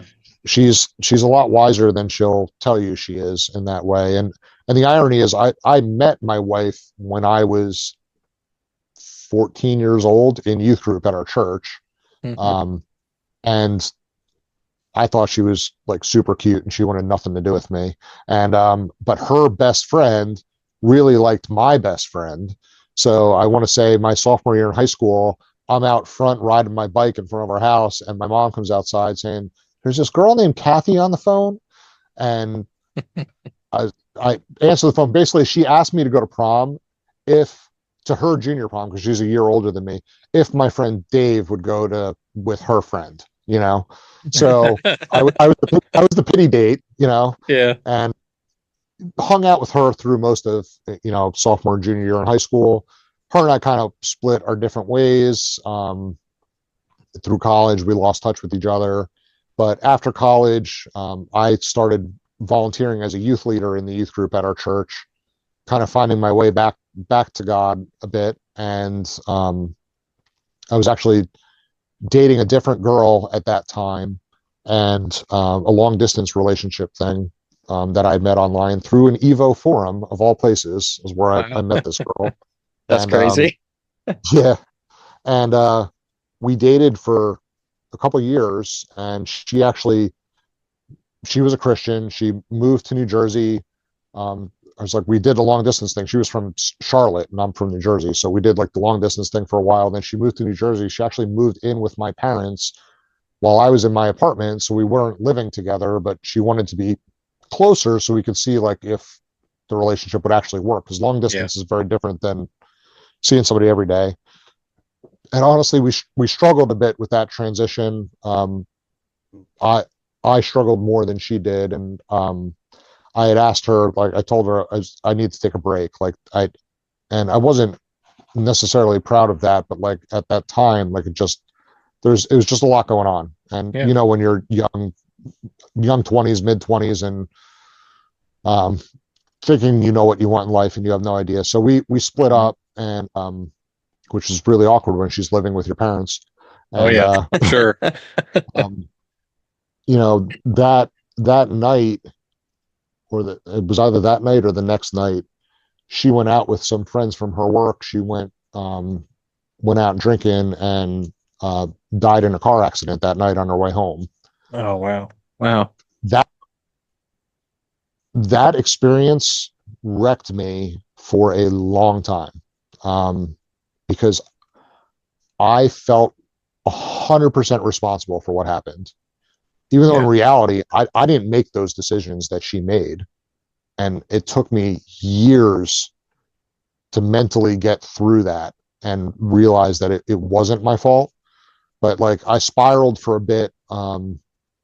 Kathy, my now wife, was at that funeral. Like Kathy's been there through so many things in my life because we grew up in the same church, but like Hmm. we dated or anything. And I got when that happens, I jumped headfirst into another relationship like an idiot. It's honestly one of the worst things you can do when you go through a tragedy in life, but that's what I did. And dated the wrong girl, not a Christian, very different worldviews, but she was into cars. And that's when I learned that if you're really into cars and you date somebody who's really into cars, both of your bank accounts are going to be empty all the time because you're spending all Yeah. your money on cars. You have no real priorities in life. It was just like this. It was a problem. I tried bringing her to church. I tried reaching out, but you can't save somebody. They need to make the decision themselves. And That's that's one right. thing every Christian needs to know. You can profess God's word to everybody all you want to, you're blue in the face, but until they make the decision for themselves, you Yep. That's can't it. save somebody, and you're not responsible if they say no. Hmm. Yeah. That's You do the best you can with the tools that God gives you. And it took me a lot of courage after I dated her for a couple of years to break that off and, realize that I need, like, that's not what I need in life. I need to find a Christian woman. I need, to focus my life on God more, or on God fully. And that was a hard breakup just because we had been together for so long. Um, and within, like, Kathy was at church, and she kind of helped talk to me a lot through that breakup, along with a lot of other friends at that time. And her and I just kind of reconnected as friends. We had never dated through all those years, and this, now we're talking, I'm like 26, 27 years old at this point. And it was funny because I guess she told me a story years later, but one day she was in her room in her apartment, like folding laundry, and she heard her phone chime that she got a text message. And she said the thought that went through her head was, "Ooh, I wonder if that's Steve. Oh crap, I like Steve." Like, she realized at that moment that she actually, like, liked me, like not just friends, but actually liked me. Yeah. And I think, like, a couple weeks later we started dating, and 6 weeks after we started dating we got engaged, and a year later we got married, and we've been married 16 years, 17 years now. Two Wow. kids and a dog, and Yeah. and it's been a crazy roller coaster since. um, we went through a lot. We still continued to attend Fork River Baptist Church all the way through. We got married in Fork River Baptist Church. um, a good friend of ours, he's the pastor there, did the ceremony, all that stuff. And we had moved a little further south in New Jersey a couple of years after we got married. We bought our first home, and it ended up being kind of really too far from that church to commute back and forth on Sundays Yeah. and stay involved with the community and life groups and all that stuff. And it was another period in life where we both kind of just, it's a slow slide, right? It's Oh, never yeah. like you're with God and the next day you're not. It's like Yeah. little things here and there. Oh, we don't do life group anymore. Oh, we only go to church every other Sunday. Oh, we're Yeah. not really going to church, like that kind of thing. For years, we both kind of drifted away. And then when we had Molly, it was kind of a crazy year. Like, we had bought our first home, had our first kid, turned 30, all like the same year. It was like a lot of life changes. And we decided we needed to get, like, involved in a church again. And my Yeah. parents lived in the same town that we moved to, so we started going to their church.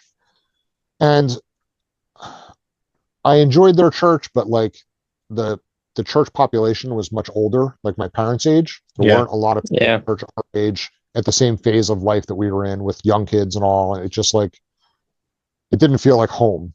Um, and we stopped going to church again. And then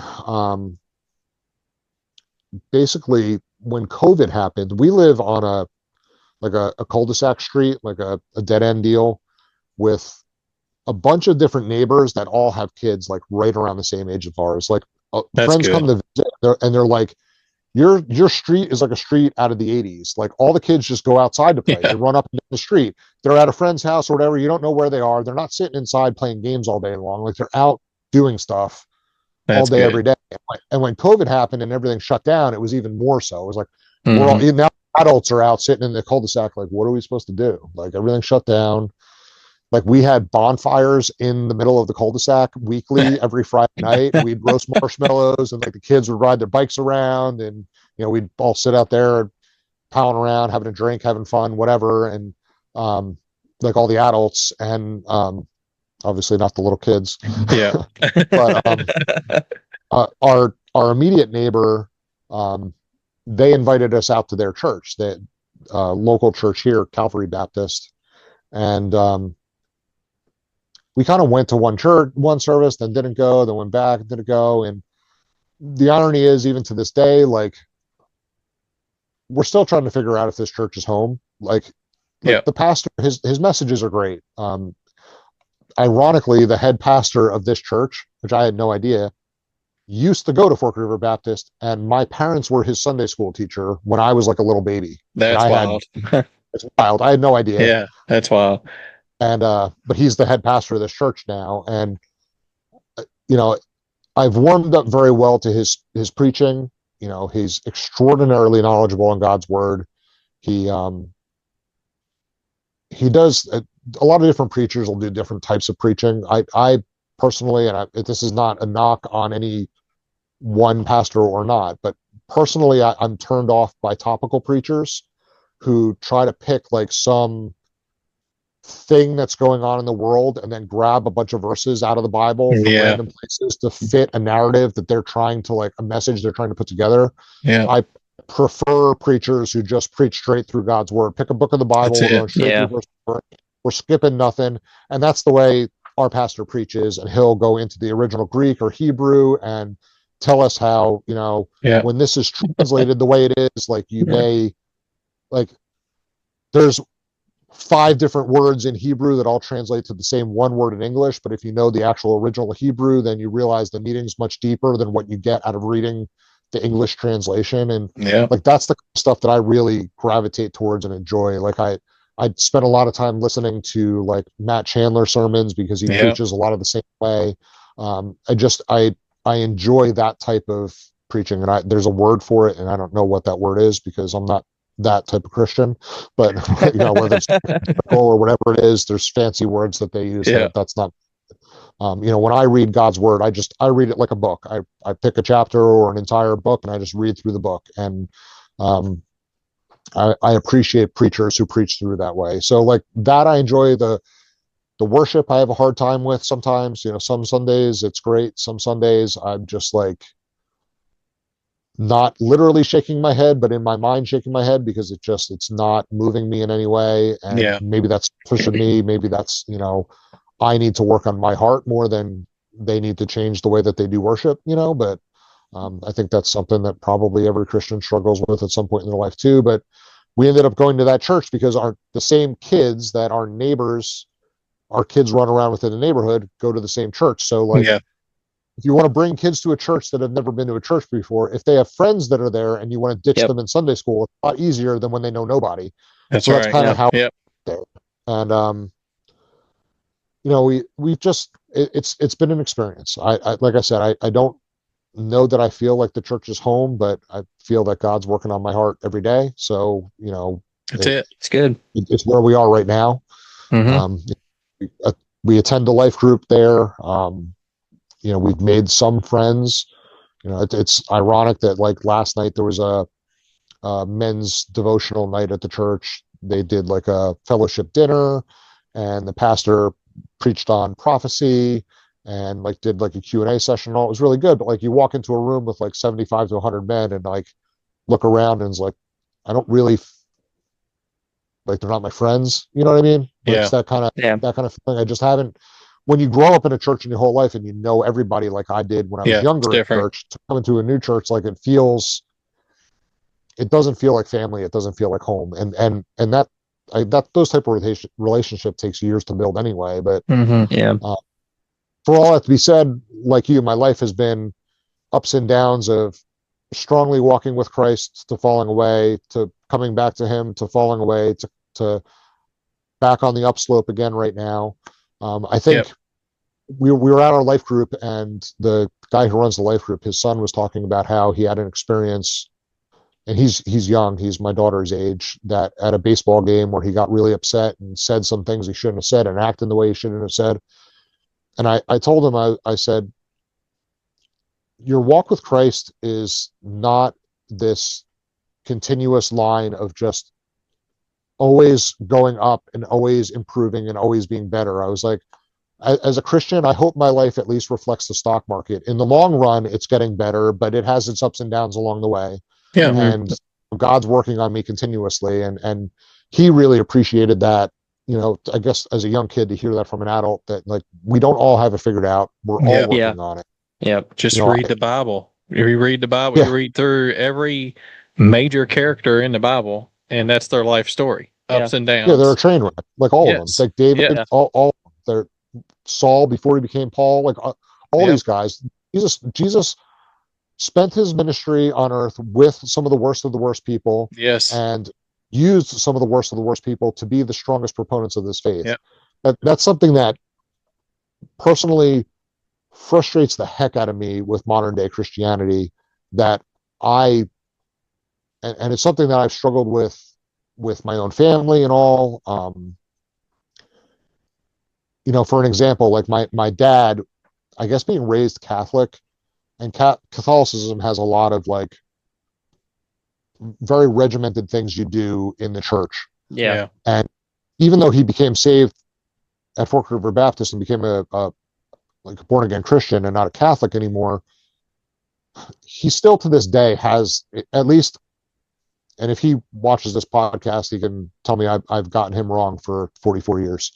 But to me, he still very much has the mindset of you tithe 10% every Sunday, you go to church every Sunday, you like there's these are the things you do. Yeah. If you don't do these things, like you're not doing Christianity right. Yep. And when I am exposed to that kind of mentality, either from him or other people in church that I see, like I can't help but think about the Pharisees and how Yes. their lives following all these rules, but God told them, you never knew me. Yeah. So like, Very legalistic. exactly. And that's not to say you shouldn't tithe or that you shouldn't go to church every Sunday. That's You right. should tithe and you should go to church every Sunday. But the reason that you do those things shouldn't be because you're following the rules. They should be because God loved you when you had no business being loved, and you're showing your love back to him by That's right. giving back to Amen. him and Yeah. doing those things for him. Yeah. That to me is a real demonstration of faith. It is not following a rule book, because if following a rule book is all Christianity was, we're all lost. Yeah. Amen. Yeah. And that's how I grew up, following a rule book. Yep. And Yep. Me too. so it was coming to where we're at now, the church we're at now, lined up with my views so much that I feel is what the Bible's really teaching us, that we're not perfect. We're going to stumble. We're going to fall. Jesus Christ came to save everyone, and we were no longer under the law. We no longer had to follow those legalistic rules, and so many churches fall into that. And when we came to this church, it was like this church is everything that I believe the Bible is really telling us. Yeah, so, I grew up in the same church he grew up in. Obviously, for less time, we eventually left that church, but that's what I grew up around too, is, you know, your rules had to be followed perfectly. I went to a Christian school. These rules had to be followed perfectly. And you didn't go to church because you wanted to go to church or you wanted to hear God's word. You went to church because that's what you're supposed to You do. felt like you had You're to. supposed to go to church. And, that's something just like what you were telling, that kid. Like your walk with Christ is constantly up and down. Like honestly, to be completely vulnerable with all y'all listeners, I've currently been struggling a lot with my faith and trust. A lot. You've been And going through a I lot. I am the kind of person who has like faith all the way up here. Like I've witnessed God do so much in my life that I'm always like, oh, God's got me. God's got me. We don't have money for bills this month. God's got me. And he always has. But we've just kind of me and my wife have went through so much in the past month and a half that I've been like, God, do you actually got me this time? Yeah. You know what I'm saying? Like Brings you down. and I've just got to constantly pray, constantly be in my Bible, and not let the enemy win. Yeah. And I think that's the key, even with you, Stephen, is in able to, for you to be able to feel like family in the church you're in, you've got to stay in the word and you've got to stay in prayer. That's what's going to create that, there and or anywhere you go, because salvation is about that relationship, and that relationship grows through the word of God. And that's the only way, through prayer and through the word of God, is it's going to grow. It's not going to grow because of the people. It's going to grow because of what you're doing, as far as trying to further your relationship by reading the word and staying in the word. That's the hardest part, I think, for men. For me, I don't know about you, Stephen, but I hate to read. I do too. So I hate for reading. me, it is, you know, disciplining myself to every day be in the word and to be in prayer so that I can understand what God's trying to show me through the scripture. And that is really, for over the past couple of years, that has sparked so much growth. And I feel like inside my relationship with Christ, because I have disciplined myself to do that on a daily basis. And now if I don't do it one day, it's just like, God forgive me, because I feel like I just failed you because you've helped me so much through doing this. Hmm. And I think that that's it. As men, we don't always read the word. We don't always take that time to pray because we just are always got things You on our get busy. minds. We're constantly doing stuff and we get busy, and that is key. That's key. And I have preached that to our listeners from day one. You got to stay in the word. You got to stay in prayer, even if you're not going to church. If you stay in word and you stay in the word and you stay in prayer, your relationship with Christ is going to grow. Yeah. Absolutely. Listening to your story, Stephen, and everything that you've went through, uh, it's man, just to think about the guilt and the things that you've dealt with throughout, the things that's happened. I don't know how I would overcome that, Yeah, and we that's hard. can't overcome it without God. No, that's the whole thing is like it's coming to an understanding. Like I've been through a lot of difficult things in life, and I'm not, again, not saying that to say that like I've lived the hardest life there is, because I haven't. We are, Yeah. anybody who lives in America, first of all, is just blessed, period, compared to what goes on in the rest of this world. And then, Yes. I know people personally or through friends or through our church that have been through stuff in this life that I can't even imagine going through difficulties. I mean, even a man that's shared his testimony last night about being homeless as a 15-year-old and growing up like literally on the streets as a kid.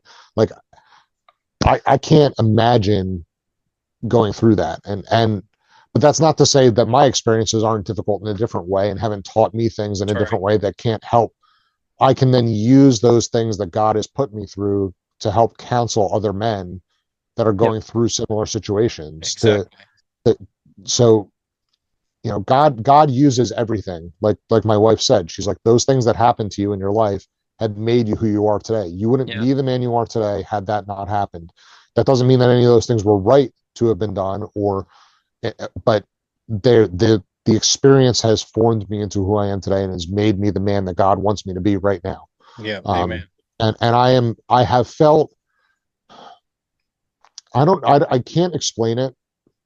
And I've talked to my buddy Mike about it with the exterior, because he's really the only other Christian friend I have in my life. I have a lot of friends that aren't, but when I talk about things of faith, he gets it. Yeah. And I have felt, and maybe you guys have or have not, but over the last year specifically, maybe last 2 years, I've felt a bit of a cultural shift back towards God. Not Yes. Yep. not Yep. a left turn, No. but a slow sway in that Yep. direction. Yep. But beyond that I've objectively seen, I have felt the spirit move in my heart in a way, specifically over the last 6 months to a year, that I have never felt before. And you know, one of my biggest struggles as a Christian has always been assurance of salvation. I've always, because I grew up in the church my whole life, and just always, Yeah. it's like, am I really saved or am I not saved? Yeah. Do I just know all the things I'm supposed to know because I've been around it so long? Or like, is the Holy Spirit actually living inside of me? Am I actually one of God's children? Has he actually saved me? Yep. And, it's ironically, I talked to other Christians about that, or in our life group about that. And they're like, if you weren't a Christian, though, you wouldn't be worrying about these things. Like only a Christian would worry about something like that, would even have that thought. Yeah. If anything, it's more of an indicator that you are saved than that you aren't saved. If you're concerned about your salvation, but I feel like things are happening in the world right now, and I think we all know about that, Yeah. and a lot of chaos, and Revelations talks about there'll be wars and rumors of wars Yep. and disasters and all those things, and I'm not coming on here saying we're living in the end times. I'm not saying that, but I would confidently say that we're closer to the end times than we're not. Totally I agree. agree. Yeah. And I don't know if like the turning that I feel in my heart and the spirit inside of me is part of that what's going on, that I feel more of a compassion for my unsaved friends and more of a desire to want to reach my unsaved friends than I ever have before in my life. Yeah.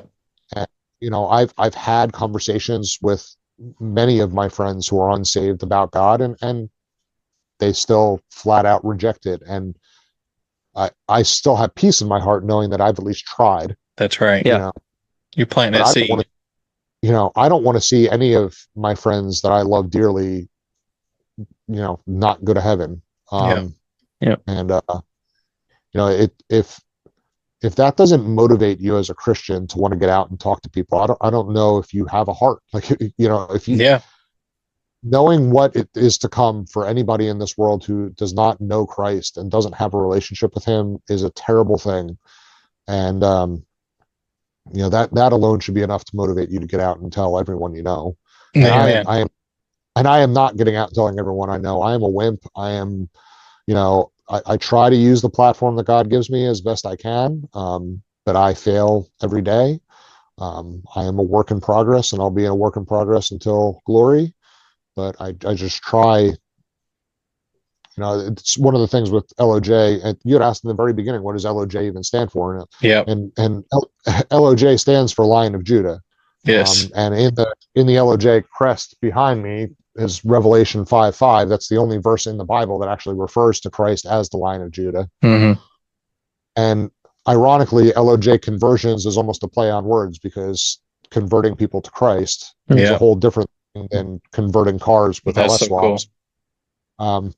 And that was accidental. I didn't plan that. So if that sounds really sophisticated, like I'm a deep thinker, that dawned on me like 2 years ago, Yeah. not the beginning.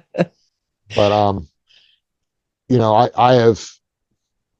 I'm a man that struggles. I have used the resources that God has given me to do dumb things like building 1,000 horsepower twin turbo all-wheel drive Nissan Frontier pickups instead of maybe using money to donate to the church or the school or something else. And I've been trying for the life of me to figure out over the last year how to use the talents that God's given me to serve him more, rather than serving myself. I think it's our sinful nature that we always want to serve ourselves and Yes. Yep. glorify ourselves when we should be serving God and glorifying him. And it's ironic because, 2 months ago, I was like, is LOJ even the right thing for me to be doing still? Like, talking to my wife, we have these conversations when we have bad months, Yeah. and I was like, you know what? If it's God's will that it goes away, it goes away. It is what it is. And then a month later, we've had the best month we've had in sales in 18 months, and like things are going crazy. And I'm like, okay, God, I guess you want me in this still. Yeah. So now, God, if you want me in this still, great. Help me figure out what I need to do to glorify you through it instead of just Yeah. slinging parts. And Blaine, my sales manager, he's not saved. He's not a Christian, and I do pray that the life I live, um, and the way I treat him as his boss, you know, he realizes that there's something different about me as a Christian Yeah. versus Yep. non-Christian. And we pray that him and his wife's hearts get softened. They come camping with us now. They bought a camper, and we'll go camp with the kids, and they'll tag along on trips. And um, I pray that through my experience of just living life with people, that they realize there's something different about me. And Yeah. Yep. I have no doubt that God will reveal to you at some point what he has for you to do that is beyond LOJ, or uses LOJ as a platform, to spread his word. Um, because I prayed the same prayer, and this is where we're at now. It took a while, and my patience was wearing thin with the Lord. Like, I know you got something, but what is it? Because I want to do more for you. And here we are. Well, we have those same months too, where we're just like, I mean, are we still supposed to be doing this? Yeah, We have, we do. because I mean, just like I mentioned earlier, my life has been like slammed just with all kinds of stuff lately, and it's been pretty rough. But and in times like these, it's like, Dad's like, well, I can record today. Can you record? No, I can't record this day. What about this day? Well, no, I can't record. It's just a back and forth kind of thing, and then going and getting interviews scheduled and things like that, it's like, are we really supposed to be diving this deep into it, going this hard? Yeah. And then, we realize God gave us this. This is what we're supposed to do, and we need to give it all we've got. Yeah. And, Right. And conversations with guys like you just verify that. Yeah. Just verify that, because listening to your story, listen to what you've said over the past couple minutes here, I think that's an eye opener to a lot of men out there. To a lot of men. We're going to struggle. Yeah. But in the end, we see an awakening happening, and we need to strive to tell everybody we know about Jesus Christ. And that's on my heart every day. And I pray, Lord, who can I talk to today? Yeah. It's so awesome. And whenever I hear, like you're saying, that you're seeing something change in our culture, we've been talking about it here at our church. We've been talking about it in our family, and we've talked about it on this podcast. We've talked about it on this podcast. We've had several people say the same thing you're saying. God is doing something. Yeah. God is doing something. If that doesn't inspire you to go and tell people about God, then I don't know what will. That's exactly what you just said. You need to.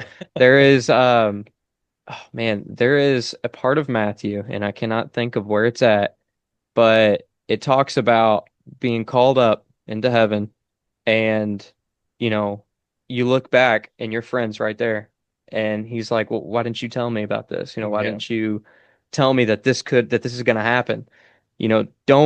Don't not tell people. Tell the people you come in contact with, and I'm not telling you to walk up to some random person and be like, hey, do you know you have Jesus people Christ is your Lord and Savior? Yeah, exactly. Yeah. You have people around you every single day. Yeah. And I'm actually pretty blessed, because in my current work environment, I have just found out that a vast majority of the people I work with are actually Christians. So it's kind of cool. It's a little difficult to figure that out, because most of them they don't speak English. Yes. So that is hard. But when they come up to you and tell you, you do what you can and let God handle the rest, you're like, wow, yeah, these guys are just like me. Yeah. Yeah. Well, Stephen, our time together has been awesome. And I was just thinking, I'm thinking, man, how am I going to end this? Because I feel like we could keep talking. Yeah. I mean, I could keep going on for probably another hour if you want to. Yeah. You talk. I don't know what normal podcast length is and how much people's tolerance is on YouTube to watch guys talk about random stuff, but I was just thinking about the worship music. You were talking about the worship music. Sometimes it's hard to get into, and different things. And for men, that's an issue. And we could go down all these rabbit holes of things that you brought up. But see, the thing is it's not about how long a normal podcast length is. I mean, crap, we could sit here and talk for 6 hours if you wanted to. Yeah. But it's just like you said, the fact of people's attention span. We have learned that people don't like really long episodes. But there's a lot of good stuff in this episode. And Stephen, we really appreciate you coming on. It's been really good, and I hope maybe we can do it again sometime. Promote your socials. Yeah. Where can we find you at on social media? So Facebook and Instagram and YouTube is all at LOJ Conversions. So the Instagram is probably our most active social media platform right now, although I told you earlier we kind of hooked up with Robbie and we're trying to do more videos for the YouTube stuff too. Yeah, I'm excited. Facebook is there because apparently you have to do Facebook, but I can't stand Facebook. Yeah, me neither. And then there's also at That Crazy Frontier is my personal Instagram, which if you want more stuff just about that truck or stuff going on with me personally, that's what's going on there. It's been pretty quiet since the truck's been wrecked, but we are slowly working on putting it back together. I was hoping to get it together for LS Fest this year. I'm looking less and less likely that that'll happen, but give us a follow there. Go right to lojkits.com or lojconversions.com or v8nissans.com. I bought all of them. They all go to my website, so you can find my products there. And so. Nice. So maybe we'll see you at PRI this year or LS Fest. If you go to LS Fest still, I will be at LS Fest regardless of whether the truck's there. I'll be there. Okay. So we haven't made a final decision on that one yet. We're up in the air on it. Yeah, I'm a Ford guy. We go to LS Fest because all our friends drive LS stuff. So that's why we're there. We went there last year because we started this podcast, and we met a ton of people. Yeah. And then as we continue to do this podcast, we realize all the people that we meet go to LS Fest. So we're just like, well, Yeah. we'll probably end up there again, even though it's really not our cup of tea, but LS's can be cool. Yeah. So Zach, How where far can of a drive everybody? is that for you guys? Oh, an hour and 15 minutes. Yeah. Yep. Oh wow, Yeah. you're Yeah, Yeah, not lucky. very far. close. Yep, not very far at So all. It's like we do Ford Fest this year. We're doing Mo Party, and so we were kind of up in the air if we're going to do LS Fest. Yeah, for because sure. that would be like 3 weekends in a row. Yeah. Well, there's Yeah. a There is a weekend in break. between. There's a break. Yeah, yeah. I mean, So, LS Fest for me, driving the RV, pulling the trailer is like a 15-hour drive. And it's oh, like wow, an awful drive. I hate that drive. man. I love the show. I hate the drive. Yeah. Yeah. So Well, Zach, tell everybody where they can find us at. Well, I'm gonna stop listing the names of everything. We decided that last episode, Yeah. because I forget all the names of all the social media platforms. But literally everywhere, you can find us at Faith Family Cars. And go check out faithfamilycars.com and buy some merch. We got hats, shirts. We're not wearing any of our stuff Not today, today. but usually, Help support our ministry. yeah, yep. Buy our hats, buy our shirts, buy our stickers. Got some good stuff over there. And yeah, put a podcast out every Tuesday. And be on the lookout for some YouTube videos coming up, like Yeah. some legit full-length Actual YouTube YouTube videos. videos. We got really cool guy that we've talked about a ton and still have not showed his truck on our channel somehow. But it will be out very soon. Yeah, his truck's pretty gnarly. Yep. All right, Nice. guys. So we appreciate you all, and we love you, and we will see you next time.